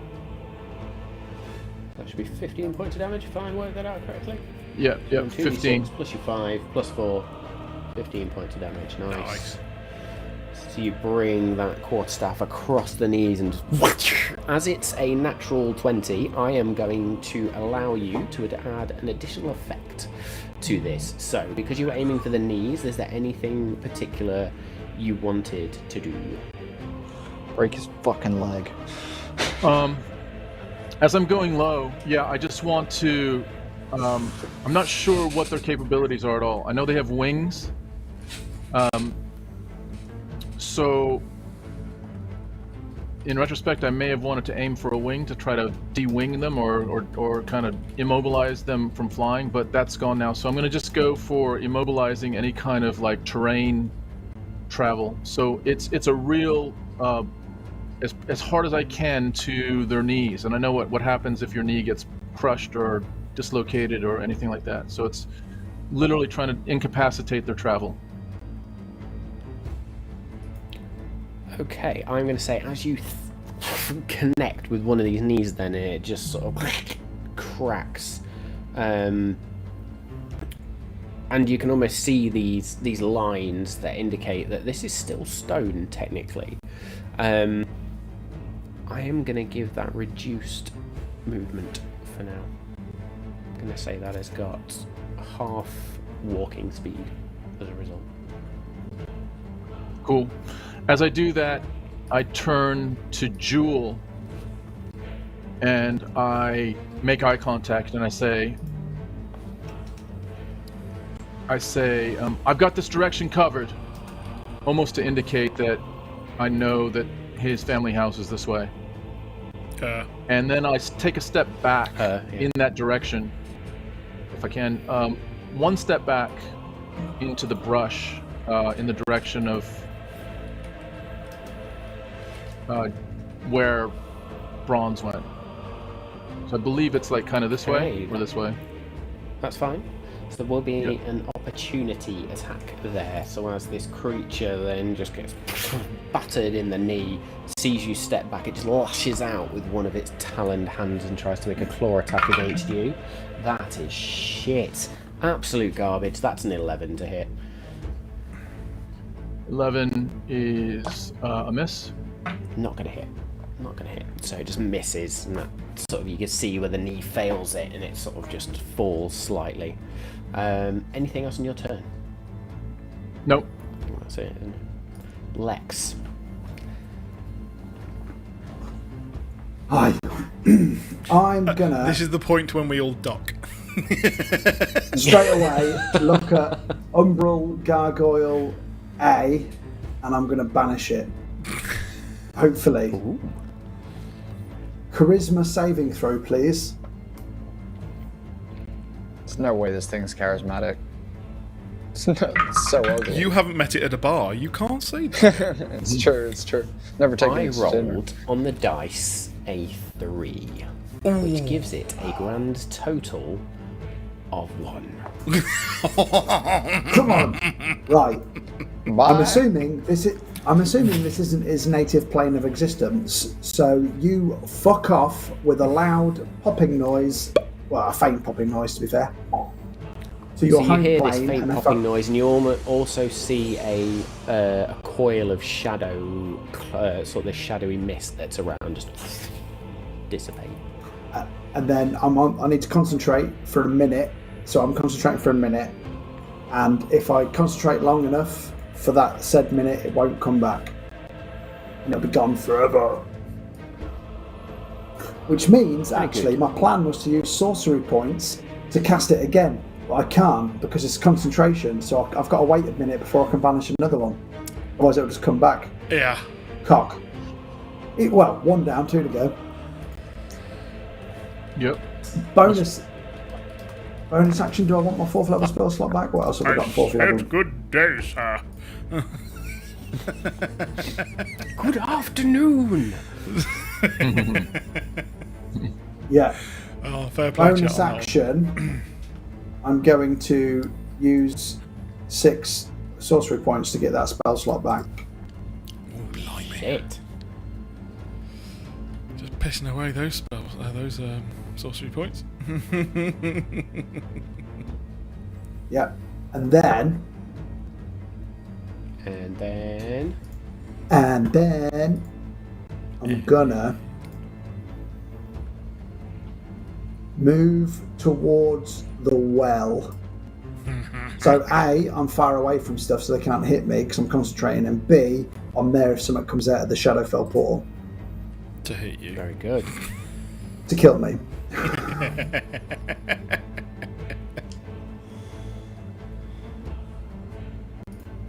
Excellent stuff. Cool then, as you move away there, we are over to the gargoyles. So, gargoyle B is going to stalk around Mace and position itself there.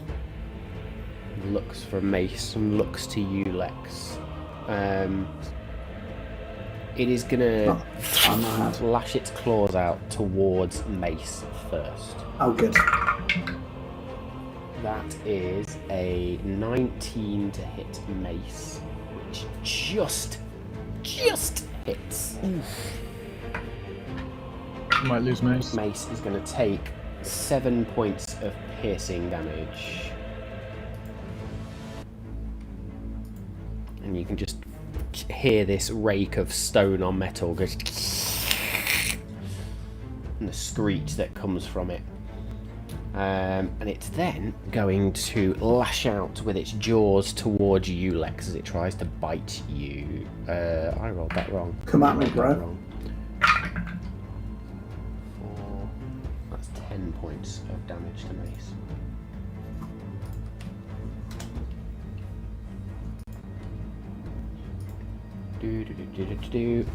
Excellent stuff. So, to then bite you, Lex. That is a 22. Fucking hell. I'll do it. You're going to take 7 points of piercing damage, and I need a Constitution saving throw, please. 10 or more. Jesus. Oh, why did I roll it on D&D Beyond? It's fucking happened. I rolled an 8, so I will use magical guidance to re-roll that because I am not taking that.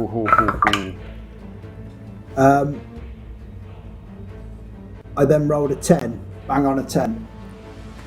Oof. So you just managed to hold on to your concentration as you see this creature that you've never seen before, and its toothy, stone-like, scaly maw just clamps down onto your shoulder and bites in deep.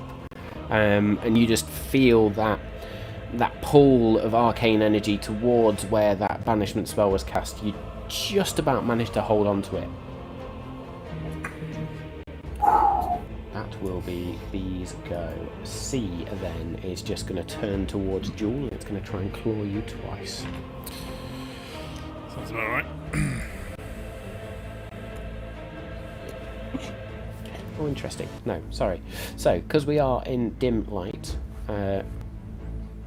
some of this shadowy mist folds over Umbral Gargoyle B, and it is going to try and use a feature or use a capability to hide. Well, that jumped out, so we'll put that back down. Natural 1, doesn't hide. Wow.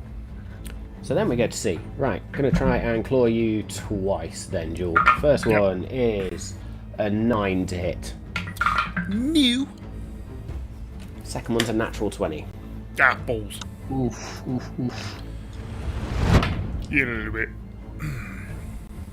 Jewel, watch out! 4, 4, 5, 6. There's an uncanny dodge coming here as a reaction. Just 13 points of slashing damage as these two claws just try and scrape against your flesh and just rend part of you. So if you're uncanny dodging that, that's 7 points. half damage. So that was 10. You said 13. 13. Yes, 7 points. 7. Yeah. Point of fact round as up. well. Sorry, I need to update. I need to actually press this button first. I'm guessing I'm only on 39 HP because I haven't had the aid from Mr. Lex. We did aid at the beginning of the day. Oh, never mind then. And we haven't slept yet, have we? No. Technically, it depends whether you cast it again in the morning, because you didn't say that at the beginning of the episode that you cast aid. No, but I didn't do it at the beginning of this episode. I did it at the beginning of the last episode, and we're still on the same day, aren't Which we? was the No, it's previous day. No. We have slept. Yeah, we woke up this morning. You've slept. Oh, fuck. Yeah. All right, I need to take aid off myself as well. Don't worry Then. about it. Cool. These things happen. Excellent. Our I HP is think not going to that's update, also but that's Aegeus. fine. It's fine. Aegeus also needs to, so no aid on Aegeus, which is cool. Yeah. With that, it is then Aegeus's go. I will roll for that one. Yeah, also doesn't successfully. For those watching, the HP on our little character lower thirds are not going to update for this week. But that's Mace, I think Mace is before me because I got a nat 1. So I think Mace is actually before me, Matt. But you've got a modifier that puts you above. Oh, okay. Cool. I didn't know if you were like, just nat 1 equals bin. No. Not on initiative rolls. Let me just ask, is this the well? Yes. That's the well down here? Yes. Yeah. You're telling me, telling me that that's the well? That is correct. Okay.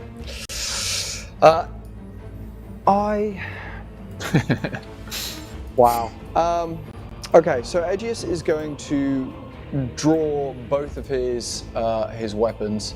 He's going to pull his wakizashi from his back, and he's going to unfold his flute from his waist that turns into a rapier, basically, as it unfolds. And he pulls off the sheath. And I am going to just charge at this guy. And I'm going to make a mobile flourish with my attack. So let me just roll for that. That's going to be plus 8. That's a 19 to hit. 19 will hit. Beautiful. That's 9 points of damage plus that's 11 points of piercing damage. With my magical weapon? defender sword, yes. Nice. And then I would like to quicken spell using 2 sorcery points to cast mage armor on myself. Nice. good plan. And then, basically, based on my mobile flourish, Oh! No, it's shield, but fuck it. Let's do it. It's the same fucking thing it'll do. then I basically so am long. going to, as I stab into it, I'm gonna keep charging forward, and I can push it 5 feet plus 4 feet, so I can push it 9 feet closer to the well, which I'm hoping is just straight into the well based on how far we are. Ice! Sploosh. Will allow it. Full of a Push. touche. And this gargoyle just falls over the edge and begins to fall into the well. I pull my blade out of its body as it falls with a shadowy flourish of energy as he pulls it out. And at that point, so I've used how much movement is I was above Mace, so 1, 2, 15. I get an extra 10 feet, so I'm going to run past Lex up here, and then I get an extra 10 feet, and I'll move here to start flanking for Jules. So I will like slide past Lex and be like, "Nice job, Lex," and then I'll give. Oh no, I can't give you Bardic Inspiration as well. Never mind. I'll just be like, "Nice job, Lex," and run past Lex, and then slide up next to Jewel and be like, "We got this one." And that'll be the end of my turn. Very good. Mace, then. Cavern. You notice that a symbol on Mace's chest just begins to glow blue and gold as this blue light shines out from behind Paragon's symbol of the dove with the balanced scale beneath its wings. And Mace takes out a mace. Well, it's been a long time since I swung this, but here we go. And Mace is going to move 5, 10, 15 straight up to there and is going to attack with this mace as it glows and just... and it's going to try and slam into this Umbral Gargoyle down the thing. That is shite. That is a grand total. That is 12. He gets it. Does he get advantage because we're flanking? I think it's +2, which is 14. Yeah. Which is still not enough to hit. So as he just sort of whiffs over the top, you can see there's a minute where he just rotates his shoulder. Still a little bit rusty. Swings it again. Fucking duck edge this! Duck Jewel! So, with an 11 this time, there's a bit where he just swings and... Somebody remind me to oil my joints. And just sticks. What bonus actions have we got?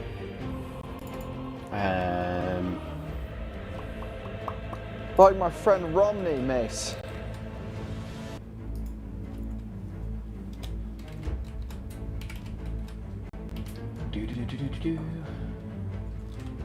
He will then, as he's paused, just go, "Paragon, be with me." And there is a glow about his body, a radiant glow, as he casts Divine Favour at first level. Ooh, that sounds fun. So, his attacks will deal an extra 1d4 radiant damage. Weapon attacks will deal an extra 1d4 radiant damage, but that is his go. And we are back up to the top to Jewel.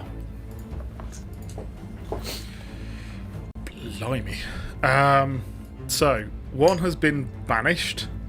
One is currently plummeting down the well. Falling. So, now with additional people around... for 30 minutes! It's very dark down here. Will now gain sneak attack. So, will... But, having not moved, will use... steady aim. To get advantage on attacking. So, that'll be to Gargoyle C. And that is 17 to hit. Will hit. So, it's been so long I can't actually remember how much sneak attack damage I do. One of those, and those. Great.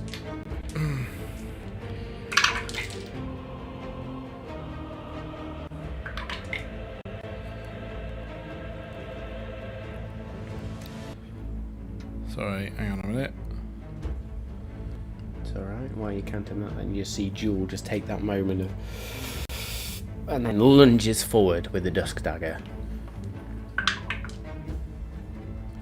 As 22 points of piercing damage. That's with sneak attack, right? With the sneak attack included, but I believe it's just in addition. It basically just... It's the same attack damage. The gargoyle will be falling down the well. Is it within 30 feet of the other one, or has it fallen too far? Technically, because it starts falling on its turn, I will say it's within 30 feet. It's just sort of over the edge right now. Cool. And at this point then... Sorry, I got the wrong one again. You idiot. Sorry, I'll roll these two.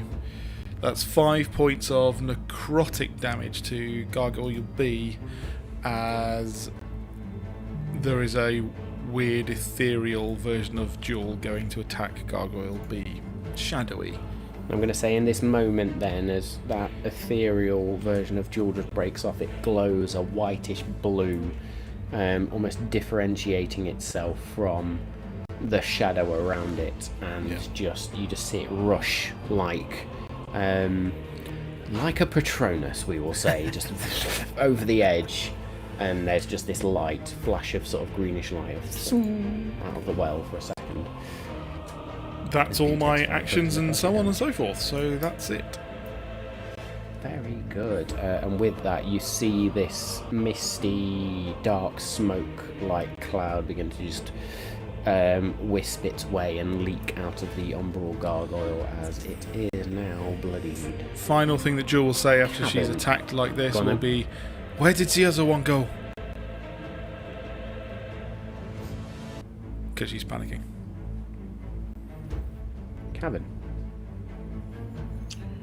Cavan takes a quick look, almost like a, was it about a 270-degree look around the back of him, just to see if there's any other threats in that direction behind him. And it's literally a look behind him, takes about a millisecond, just to see if there's anything back there before he's ready to charge forward. Anything back there? Maybe a perception check, please. Was it perception, did you say? Yes, please, sorry. 18. You look back. You see nothing but the forest and dark, shadowy buildings. The threat is in front of you. I pull out my quarterstaff. I see what's in front of me, which is a little bit of a target with our obstacles. So obstacle on the left is Aegeus, obstacle on the right is Jewel, target is in the middle. I've got a quarterstaff, so I'm not going to swing horizontally. I bring out my quarterstaff and I'm dragging it behind me as I sprint forward, and I'm going to come over the top, right on top of this this creature. Yeah, two-handed over the top. Not hit. Front foot first for maximum torque. Maximum torque, just literally, it's on the ground as I pull it up, and I get a 25 plus 2, 27. It's plus 2 to damage, not to hit. All right, okay, plus 2 damage. Let's go. And that is plus 2 is 11 points of damage. You also get Divine Fury, my friend. Holy moly. Mm-hmm. So add that as well. So that was how much damage, sorry, to begin with? 11. 11 points of initial bludgeoning damage from the quarterstaff as you bring that down. And we'll say, in this moment, as Mace calls to Paragon and he begins to glow, you feel that pull and your quarterstaff glows as well. I need you to roll me 1d6 plus 3, please. 1d6 plus 3.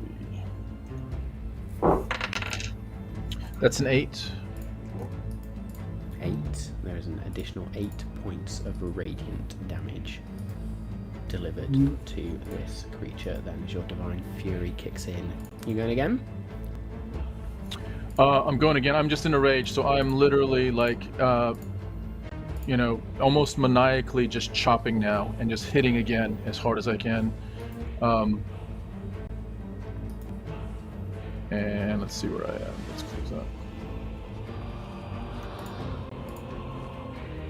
Not quite as good. That's a 15. 15 is the magic number you need. Nice.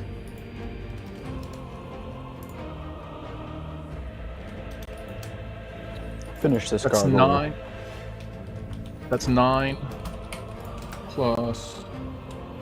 Do I roll my divine? No, I've used up my Divine Fury, haven't I? You've used your Divine Fury now, so that's 9 points of damage total. as that initial burst of radiance just, and then you bring the quarterstaff back up and crack it across this gargoyle's skull again, and you see the body of the gargoyle. It's almost like that effect when they just tap on glass when it's going up somebody's stairs and they just make it that shattered effect. There is that to the gargoyle. It's still held together, but it's almost like you have managed to crack every little bit of stone in this, or whatever this creature's made from, and it is not looking good in the slightest. Yep. At that point, I'm just, I'm in a absolute fury, and I just pull back my quarterstaff again in preparation for the next round, and that's it. And I'm just cursing like motherfucker. Stuff. Lex. So, with B falling down the well, am I safe to assume that it's actually got wings, but it's gonna disappear through the portal, or do I need to worry about it coming back up? I don't know, Lex. Do you need to worry about this onboard gargoyle coming back up? Well, there's only one way to find out. Lex, close the well!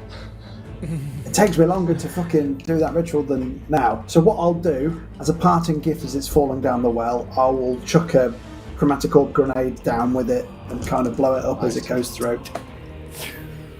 So I will... Go for it. I'm going to cast it at 4th level because I want to use all of my d8s. Shit. So that's a plus 6 to hit. Fuck a duck. Magical... Can I use magical guidance for that? I've got one sorcery point left. You're pissing away these sorcery points, aren't you? It's ability check that fails. I rolled fucking 9 to hit, my friend. Oh. 9. So there's this moment then. You do have a particular ability, I believe. What, restoring balance? What are you on about? You've used it in the past. I got the Seeking spell. I've not got enough sorcery points. I've only got 1 left. Oh, well, there you go. Shit out of luck, aren't you? As you just sort of, and you just hear this. What sort of chromatic orb was it? Was it a lightning? I was going to fire? I was going to use a thunder one, so I thought sound waves would have the most effect on luck. The empathy from my DM. So you just hear this moment then, as your chromatic orb just, and you can feel the ground sort of shake slightly as your chromatic orb hits the bottom of the well. Well, Also, Danny, hopefully I hit someone. Danny, you can also turn your spell slots back into sorcery points as well, as a bonus action. I'm pretty sure, can't you? I could do it the other way around, yeah.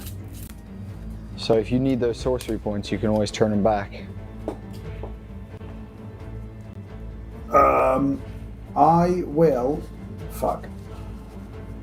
As a bonus... Not in a fight, mate. Sounds a bit personal.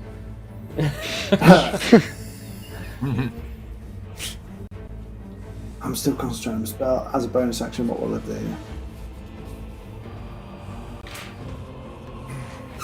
I've not really got any bonus actions I can do. So, I'm just going to wait for it to come back up the fucking well. I'm going to have to ready for it. Very good. But I will sacrifice a spell slot to get a sorcery point back, so I can at least do a seeking spell if I miss again like a twat. Nice. So that'd be one spell Stuff. slot for So one you can just sorcery see- point, wouldn't it? Anybody that sees Lex right now sees the chromatic orb go over, and then there's just this mechanical sort of spectral gear that appears, and just Lex just moves one symbol to another side, and there's a glow as arcane energy returns to Lex. Very good. Over to the gargoyles then, and rightly so, as we said. Gargoyle B, as it begins to fall, it then just opens its wings and flies up. It's got 60 feet of flying speed. I'm going to say that it has fallen around about 50 feet initially. I know Xanathar's guide says 500 feet. That's fucking pointless. Ridiculous. So it falls down, Sounds accurate to me. but before it hits the bottom, just flies instantly back up, and then has 10 feet of movement. So it's then just going to sort of come out and perch itself on the edge of the well and just sort of folds up. Both feet, one hand down, and then it's just going to look towards you, Lex, and both of these claws are just going to rake across you if they hit. First one, there's a fucking 2 on the dice. Second one is better, that is an 18 to hit. Do I still have mage armor?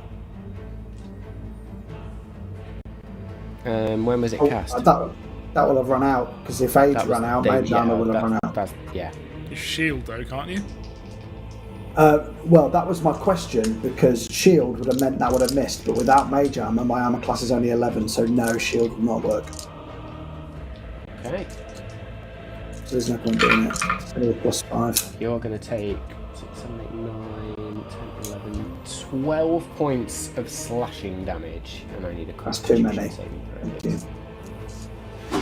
Constitution saving throw. Come on, don't be wank.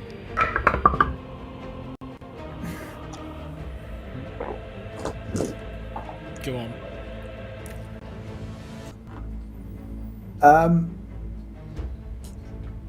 I rolled an 8 altogether.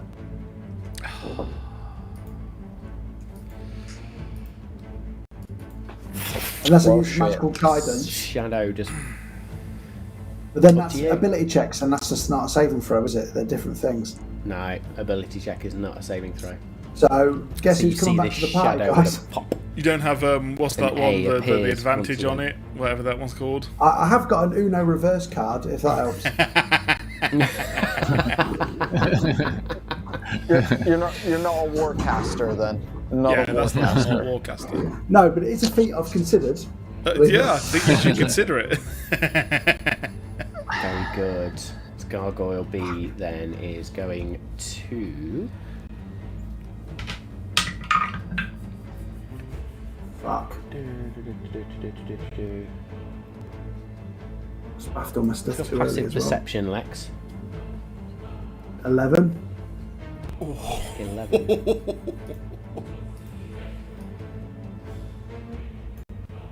Bumblebee is hidden. Just going to point out my passive perception. Can I You're borrow some of yours? distracted though. Yeah, so- I am. Right. Umbral Gargoyle C then is just going to panic slightly and is going to use its special ability of Shadow Leap and is going to teleport from here Fuck. all the way over to here. It's just going to Wow. and Oh, steps out oh. of the shadow. Oh, opportunity attack with Nope. my fucking warcaster ability. Teleport? Not with a teleport, I don't believe. No. Te- Fuck.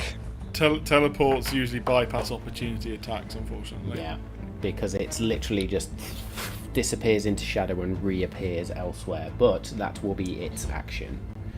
What a fucking I bitch. Natural Little one. Not on the shadowy hide. Aegis, what do you want to do? As this creature Aegis just is- disappears before you. You shadowy little fuck! Aegeus shouts as Jewel stands in front of him. No, not you, Jewel. Sorry. And then is going to look at... Can I just assess the situation? Can I try and see the one in front of Lex and just make some assessments here? What's your passive perception? I was more actually going for like an investigate of possibly like could I like Okay, try if and you want deduce to like some literally strategy look here, around the basically. area, yes. Make me an either investigation or a perception check then, please. Thank you. So let's go. That's a 19 A on 19. investigation. So you hear that faint pop and sort of see a puff of shadowy mist. You naturally assume that Umbral Gargoyle A has returned. You see these gouts of blood as Lex's body is just ravaged by two claws, but you do not see Umbral Gargoyle B because you've done an investigation check and not a perception check. But still tell me your passive. Oh, passive is Passive perception is a 14. Passive investigation is an 18. 14. Passive perception is the one I need. You do manage to spot an umbral gargoyle just hidden over here in the shadows. Okay. Okay. Aegis is gonna shout, Cavan, help Lex on the right. He's hidden behind the bush. Jewel, take the one in front of us. They won't die. Mace and I have got the one on the left. Let's fan out. I guess I will charge past Mace, enter this guy's threatened space, 15. and then I'll circle behind it. Yeah, and then I'm gonna use my my defensive flourish. So I'll make an attack with my sword. 15, 8, that's, it's like 23. Awesome. Yeah. Cool. And then I'm gonna, so 6 plus 3, 6 plus 7, so that's 11 points of piercing damage plus, No, 6 plus 7 is 13. Sorry, 13, my apologies. 13 points of piercing damage, plus another 6 points of piercing damage, so that's fucking 19 points of piercing damage as I stab, as I kind of like duck under his wing and try and like stab in the joint where the wing is connected to the body and try and like sever the joint for where the wing is to the body. I'll pull my blade out and then I'll use a bonus action. Secondary weapon. Yeah, go on.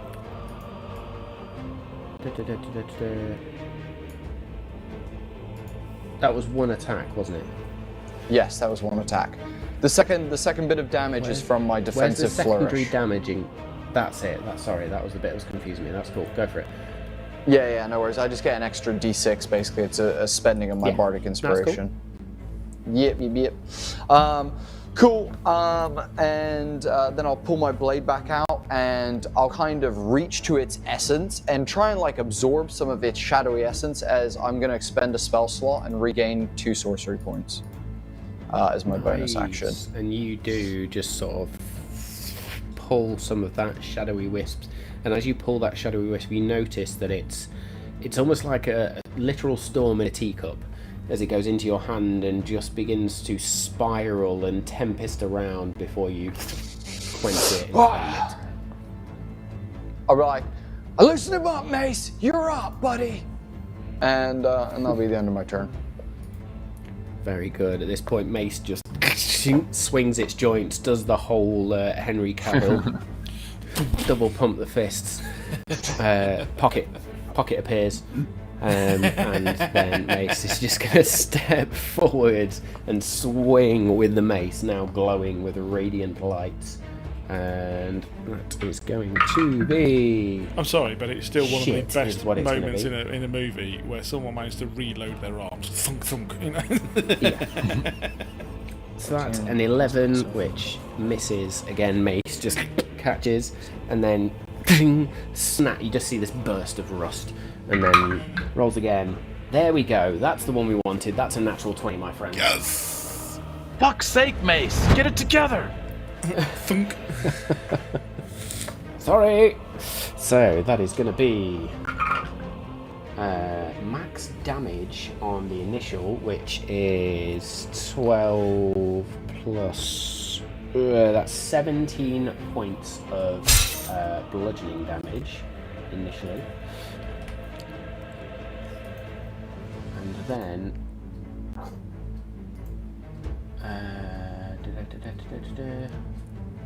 an additional 2d6 radiant damage from this mace, which is glowing, which will be 4d6 as well, so that's 8. 15. 15 points of radiant, and then, because of divine favour, which is still going, and mace should be concentrating on that actually, that is an additional 2d4. And apparently I've hidden my d4s, there they are. That's that. an additional 7 points of radiant damage as well.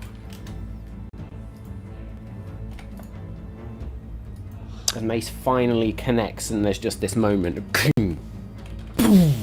radiant light just bursts out, and for a moment all of the shadowy clouds and wisps just disappear, and then the radiant light fades and those shadowy clouds reappear. Umbral Gargoyle A with that hit. Not looking so good. Not looking good. Damn right. Mace is then just going to pull back his mace. Just pulls back with his mace, and looks, and then places a hand on the symbol. Thank you, Lord. Thank you. Very good. Back up to the top to Jewel. While all of this is happening, she followed the path, or with her eyes, followed the path of Gargoyle Sea. She spins around, hunkers down, and then pounces towards Gargoyle Sea with also this shadowy effect coming from her tail, as she will Misty Step straight up to Gargoyle Sea, and as she does her characteristic, she arrives in the corporeal space, stabbing them, hopefully. Obviously this is not with any sneak attack, but if I can find the right tab, it will be a... bollocks! It's a 10 to hit. You just appear and tink! It's like your blade just hits stone. That was bonus action and action, and so in a very similar way to what Cavan did, she's just going to move there. The subconscious protectiveness of being in the way, and that's it. Very good. Cavan sees the...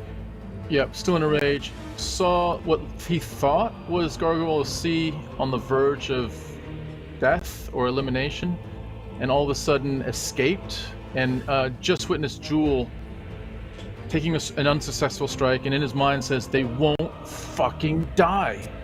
And he, in his rage, starts sprinting towards Gargoyle Sea. He has 40 feet of movement. So you can get to here in 30. Yeah, I'll get to there in 30. And this time, as I see Jewel next to me on my right, I take a swing. I'm going to take a swing at its torso, so not high, not low, just sort of right at its heart area from the left-hand side. So it's not gonna come anywhere near Jewel. So it's kind of like a left-handed swing, to try to crater its fucking chest. Which one are you going to, Tom? C or C? Did you say C? C. Up here? C, right next to Jewel. There? Right there? Let me see. Sorry. Yeah. Yeah, right there. Thank you. So Cavan sprints up and just sort of takes the quarterstaff, leans left, does the whole fake out, and then doesn't even swing it, just puts all the effort in point blank putting the smallest surface area of the quarterstaff against the heart of this creature. 15's going to hit. 15 hits. Roll that damage and add 2 to the result. That's 9 plus 2, and then I'm also going to use my Divine Fury. Nice. You connect. And again, there's that pulse of radiant energy. I'm not going to ask you to roll it. As you connect with what you imagine would be the heart of this creature, and just watch as the divine energy just shines down the quarterstaff, sinks into the shadow of this umbral gargoyle, and then there is just a blinding explosion of golden light. As this creature's just gone, and as it sort of explodes out, the shards just dissipate into shadow. Thank you, Cavan. I don't know if is it gone or is it fucking disappeared again? I don't care. It is no longer here. I turn around and I say, what's left? And I look and I see the one at the well. And I have...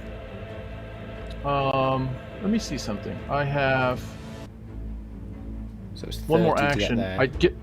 I get my javelin out. Nice. Nice. And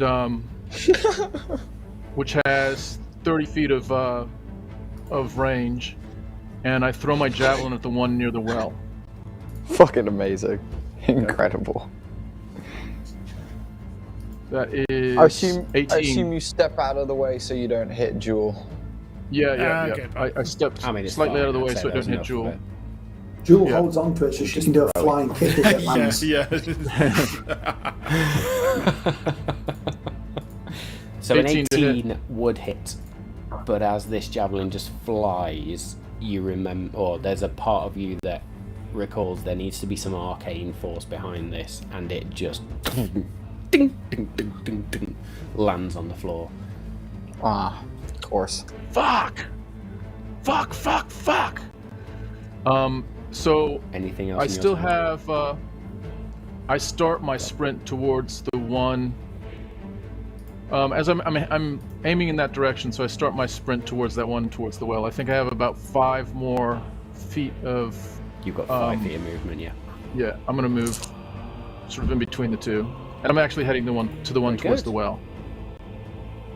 Yeah, that's cool. Lex then. With there being a javelin just thrown at it, would that now make me be able to know it's there? Make me a perception check with advantage, please.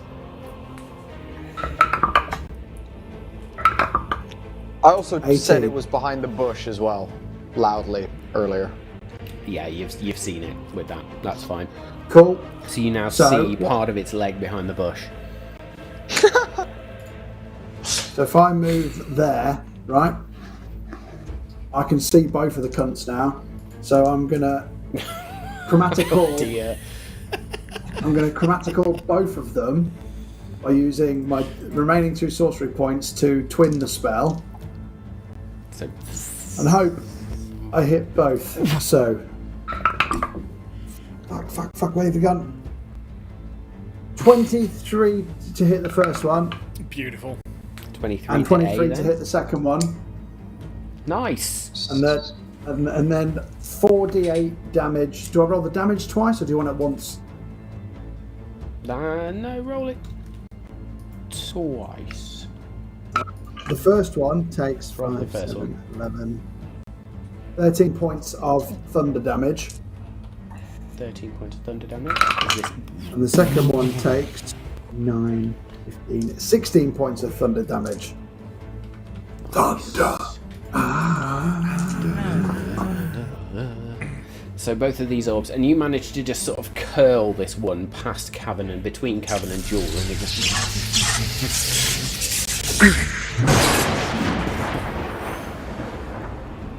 And this thunder Because sounds in quick succession twice, just. Also, I don't want to use any form of damage like lightning bolts or fire damage because I'm in Jules' village. I don't really want to decimate where she lives. So thunder damage is also the safest one to probably use. I mean, Consider thunder that. damage is enough to break walls, is what I'm going to say, mate. So yeah, Yeah, this but- house has probably got a bit Break of the a. break houses. I mean, I don't want to set anybody on continually fire. burn down all Yeah, of the no, that's houses. If I- So some of the wood just splinter as the gargoyle absorbs most of it, but just.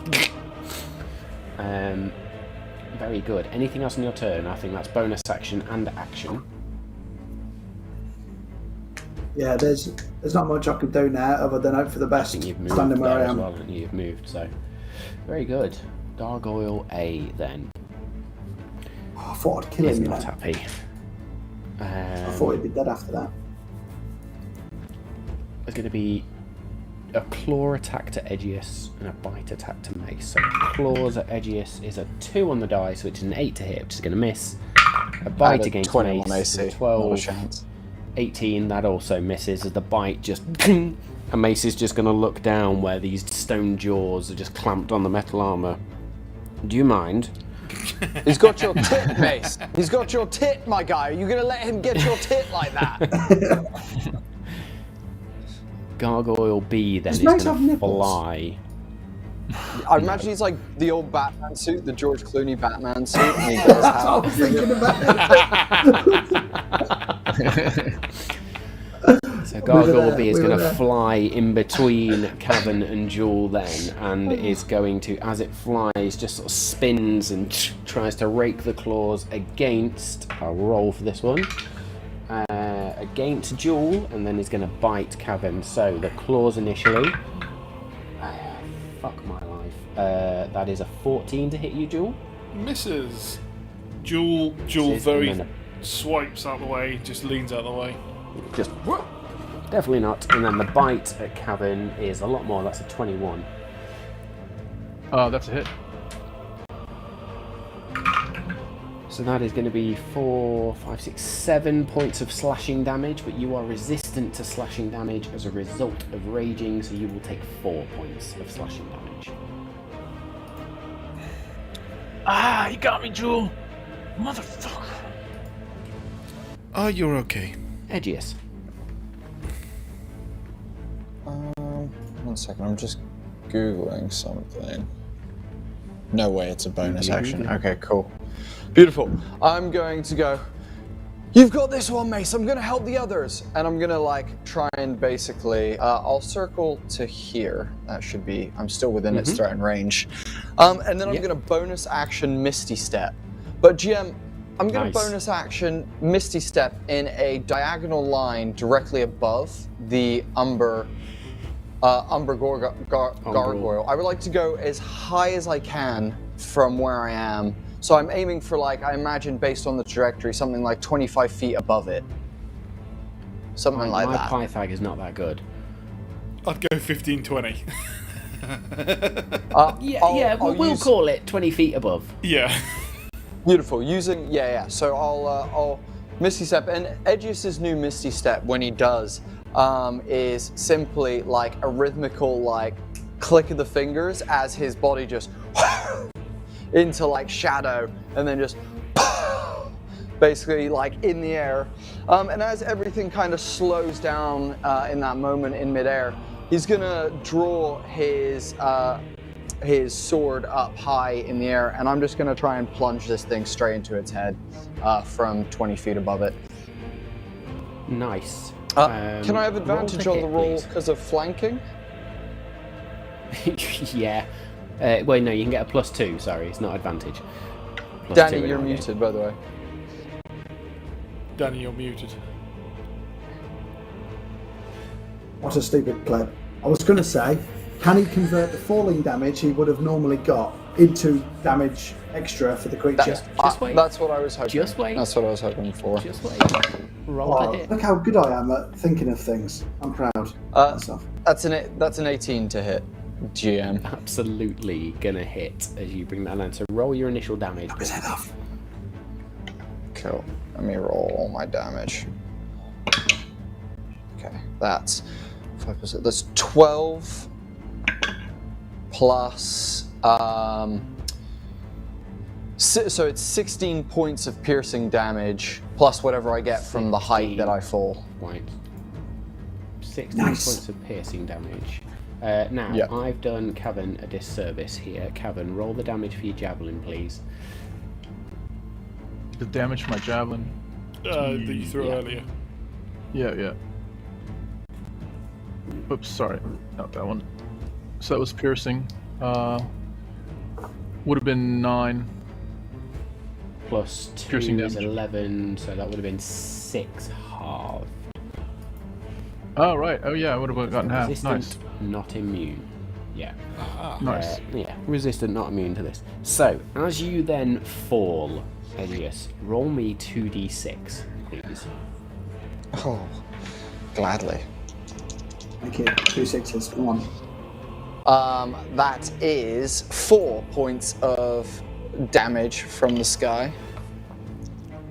Very good. So you put your weight behind this as well as you begin to fall and just drive this blade in, and you and slide down and cut into this creature, I need you to make me a dexterity saving throw or an acrobatics check, depending on however you want to do this, to prevent yourself from taking the same damage. Okay. Can I ask a question, GM? Because I used a mobile flourish and expend one of my bardic inspirations, I can push the creature 5 feet in a direction I would like to. Can I push it 5 feet into the ground, please? Yeah. Oh, Awesome. Cool. Amazing. Sounds dope. So he's 5 feet in the ground, crushed a bit of the ground, 5 feet down, and then you want an acrobatics or a saving throw. Yes, whichever one you would like to do. Oh, okay. And let me know which one. I'm doing a dexterity saving throw, and that was an 18. 18. So there's this moment where, as you're... Go? No, I was just gonna say he's just gonna backflip off and try and land like flip towards Lex. I'll let Lex decide whether he tries to catch me or not. So there's this moment then as you drive the blade in and begin to drag it down. You use that momentum to push, and because of the magic involved in this as well, and your sort of arcane bardic nature, there's just this moment where the gargoyle sinks into the ground about 5 feet, and then you use that momentum as all to flip over, and just about sort of flip over, draw your sword out, and you're flying at Lex. Lex, make me a reaction save if you want to catch me. So I'm gonna do this. Saving throw.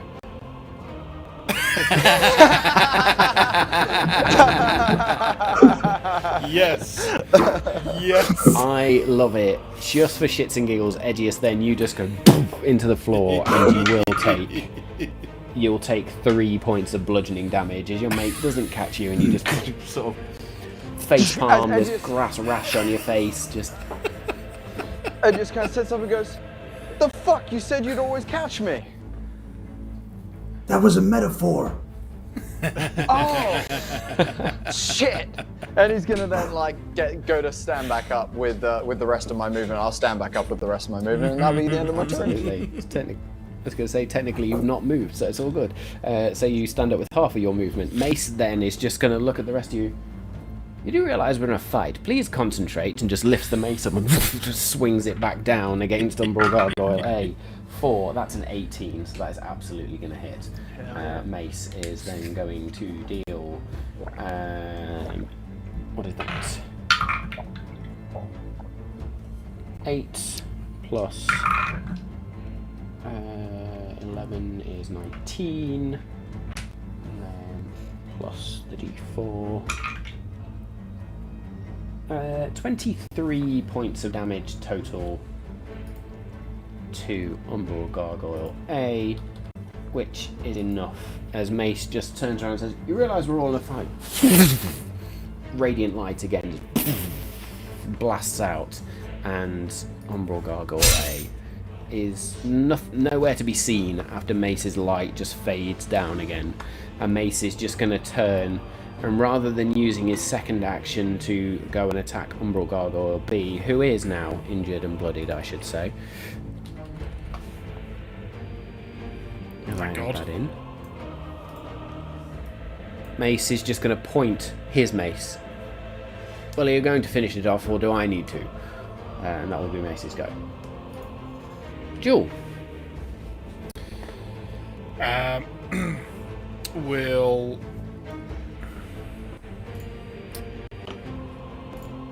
let's have a look. Just double checking I can do it again, which I believe I can. Steady aim again. That'll be my bonus action, so that's advantage. But I'll also get sneak attack regardless anyway. Let's hope for a natural 20. Yeah. Oh, well, there we go. Come on. So, as this gargoyle had moved up and swiped towards her, she sort of parried it away with her blade, and as she does, she then spins it, lets go, and then drops it, stabs it into the bottom, and rakes up the gargoyle again. So Nice. that will be That is double every dice damage. Double damage, Yes. double sneak attack. Yeah. So let's. That one bounced out. So plus whatever that is. Bear with. That one. Okay, so we've got 12, 14, 16 doubled to 32 plus 3 is 35 points of piercing damage. Woohoo! Jewel of Shadows. How do you want to kill this creature? Fantastic. As I have described it, she just rips this gargoyle up from the midriff up. As she does that, she gets to sort of the neck, stops, leaps up onto the shoulders of this gargoyle, and then just grabs hold of its head and then twists the dagger and just cuts its head off. As the body plummets to the floor, she stands and just throws the head to the ground. Nice. I will say, just for a bit of an additional flavour then, Cavan sees you go to move and just grabs the gargoyle and holds it there with all his strength as you then just cut and the head just drops off to the side as then explodes in just fragments of shadow, and you land and we are out of combat. These mists of dark shadow and cloud begin to just swirl around, and then there is a moment where you just see this spray of red and a female voice that just shouts, "Sanguinus confuto!" And the shadows The fuck was that? sink. You hear what was that? And Cavan turns around, pulls out his quarterstaff, and starts almost looking to start swinging again at thin air. From the direction of where Bronze took off, then, 3 figures emerge. An elderly looking, middle-aged, we will say, looking tabaxi female with fur that is just starting to grey around sort of the chin and the tips of the ears, wearing these dark robes with these dark eyes, but looking ever so much like Jewel, approaches. A male tabaxi with muscled arms, wearing these brown overalls and robes, and carrying a small hammer at his side, the mark of a smith.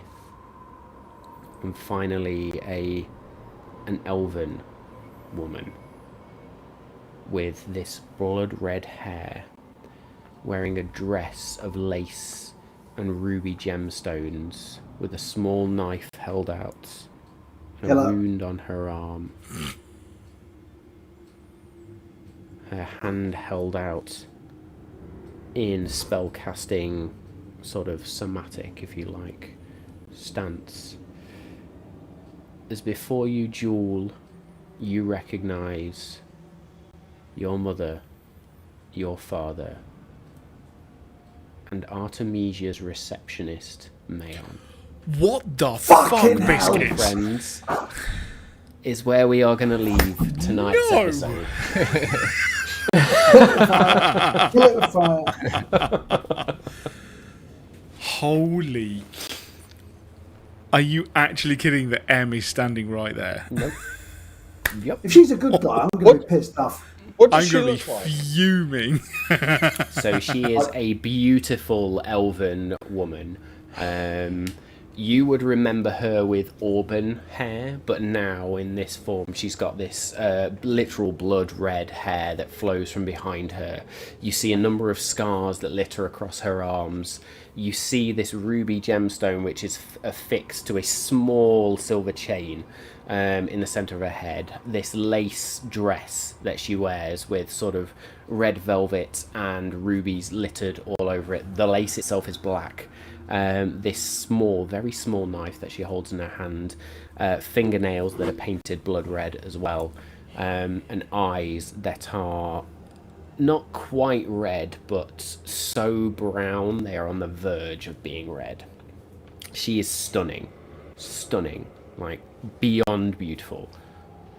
Would Edgius and Jules, would we be able to know from the incantation that was just uttered by this woman that we have been searching for spellcasting? Sounded very much, blood related. Yeah. With the shadow magic that we've encountered in the past, and that my body has none,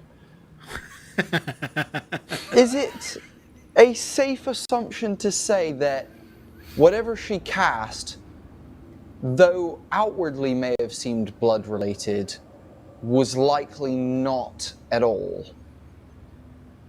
I mean, I know Jewel won't know that answer. Like, she's very anti-magic anyway. There's no way she'd learn that shit. As the final roll of the night, Edgiest Bones, make me an Arcana check, please. Flat Arcana check, no advantage. Just go for it. Oh, please, nat 20. This is the one right here. Ah, that's terrible. That's an 8. An 8.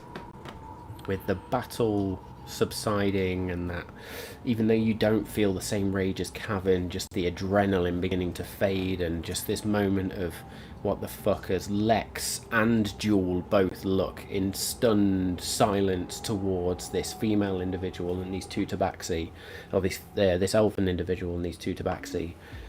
You try to grasp whatever this spell was, and it just escapes you.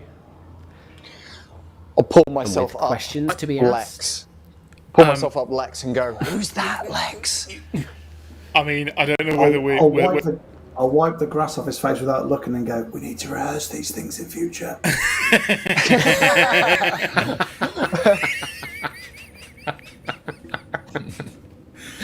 Fantastic. So, with questions to be asked, Yeah. and a lot of confusion, a lot of anger that is bubbling very quickly, we are going to leave that there for this evening. It is just past 10:30, and we just about finished that fight on time. So I know all of my players are here just like, what the fuck, Matt? Loads of questions. I know you've all probably got a load of questions. We will see what happens next week then, but thank you for joining us tonight for episode 46. Let's see what next week has to bring. Let's see what Jules' mum has to say. Let's see what Mayon has to say if they get a chance. We'll see what the players choose to do. Hope you've enjoyed tonight. Do not forget to go and check out the Instagram competition if you haven't already. That goes for everybody that is watching on Twitch, watching on YouTube, whether you're watching the VOD or whether you're listening to the podcast. Please go and check that out. We would love to reward your support for the last however long you've been supporting us as well. So please don't miss out on that. We love you all. Please stay safe. We will see you next week. Enjoy the rest of your week. Look forward to episode 47. See you next time.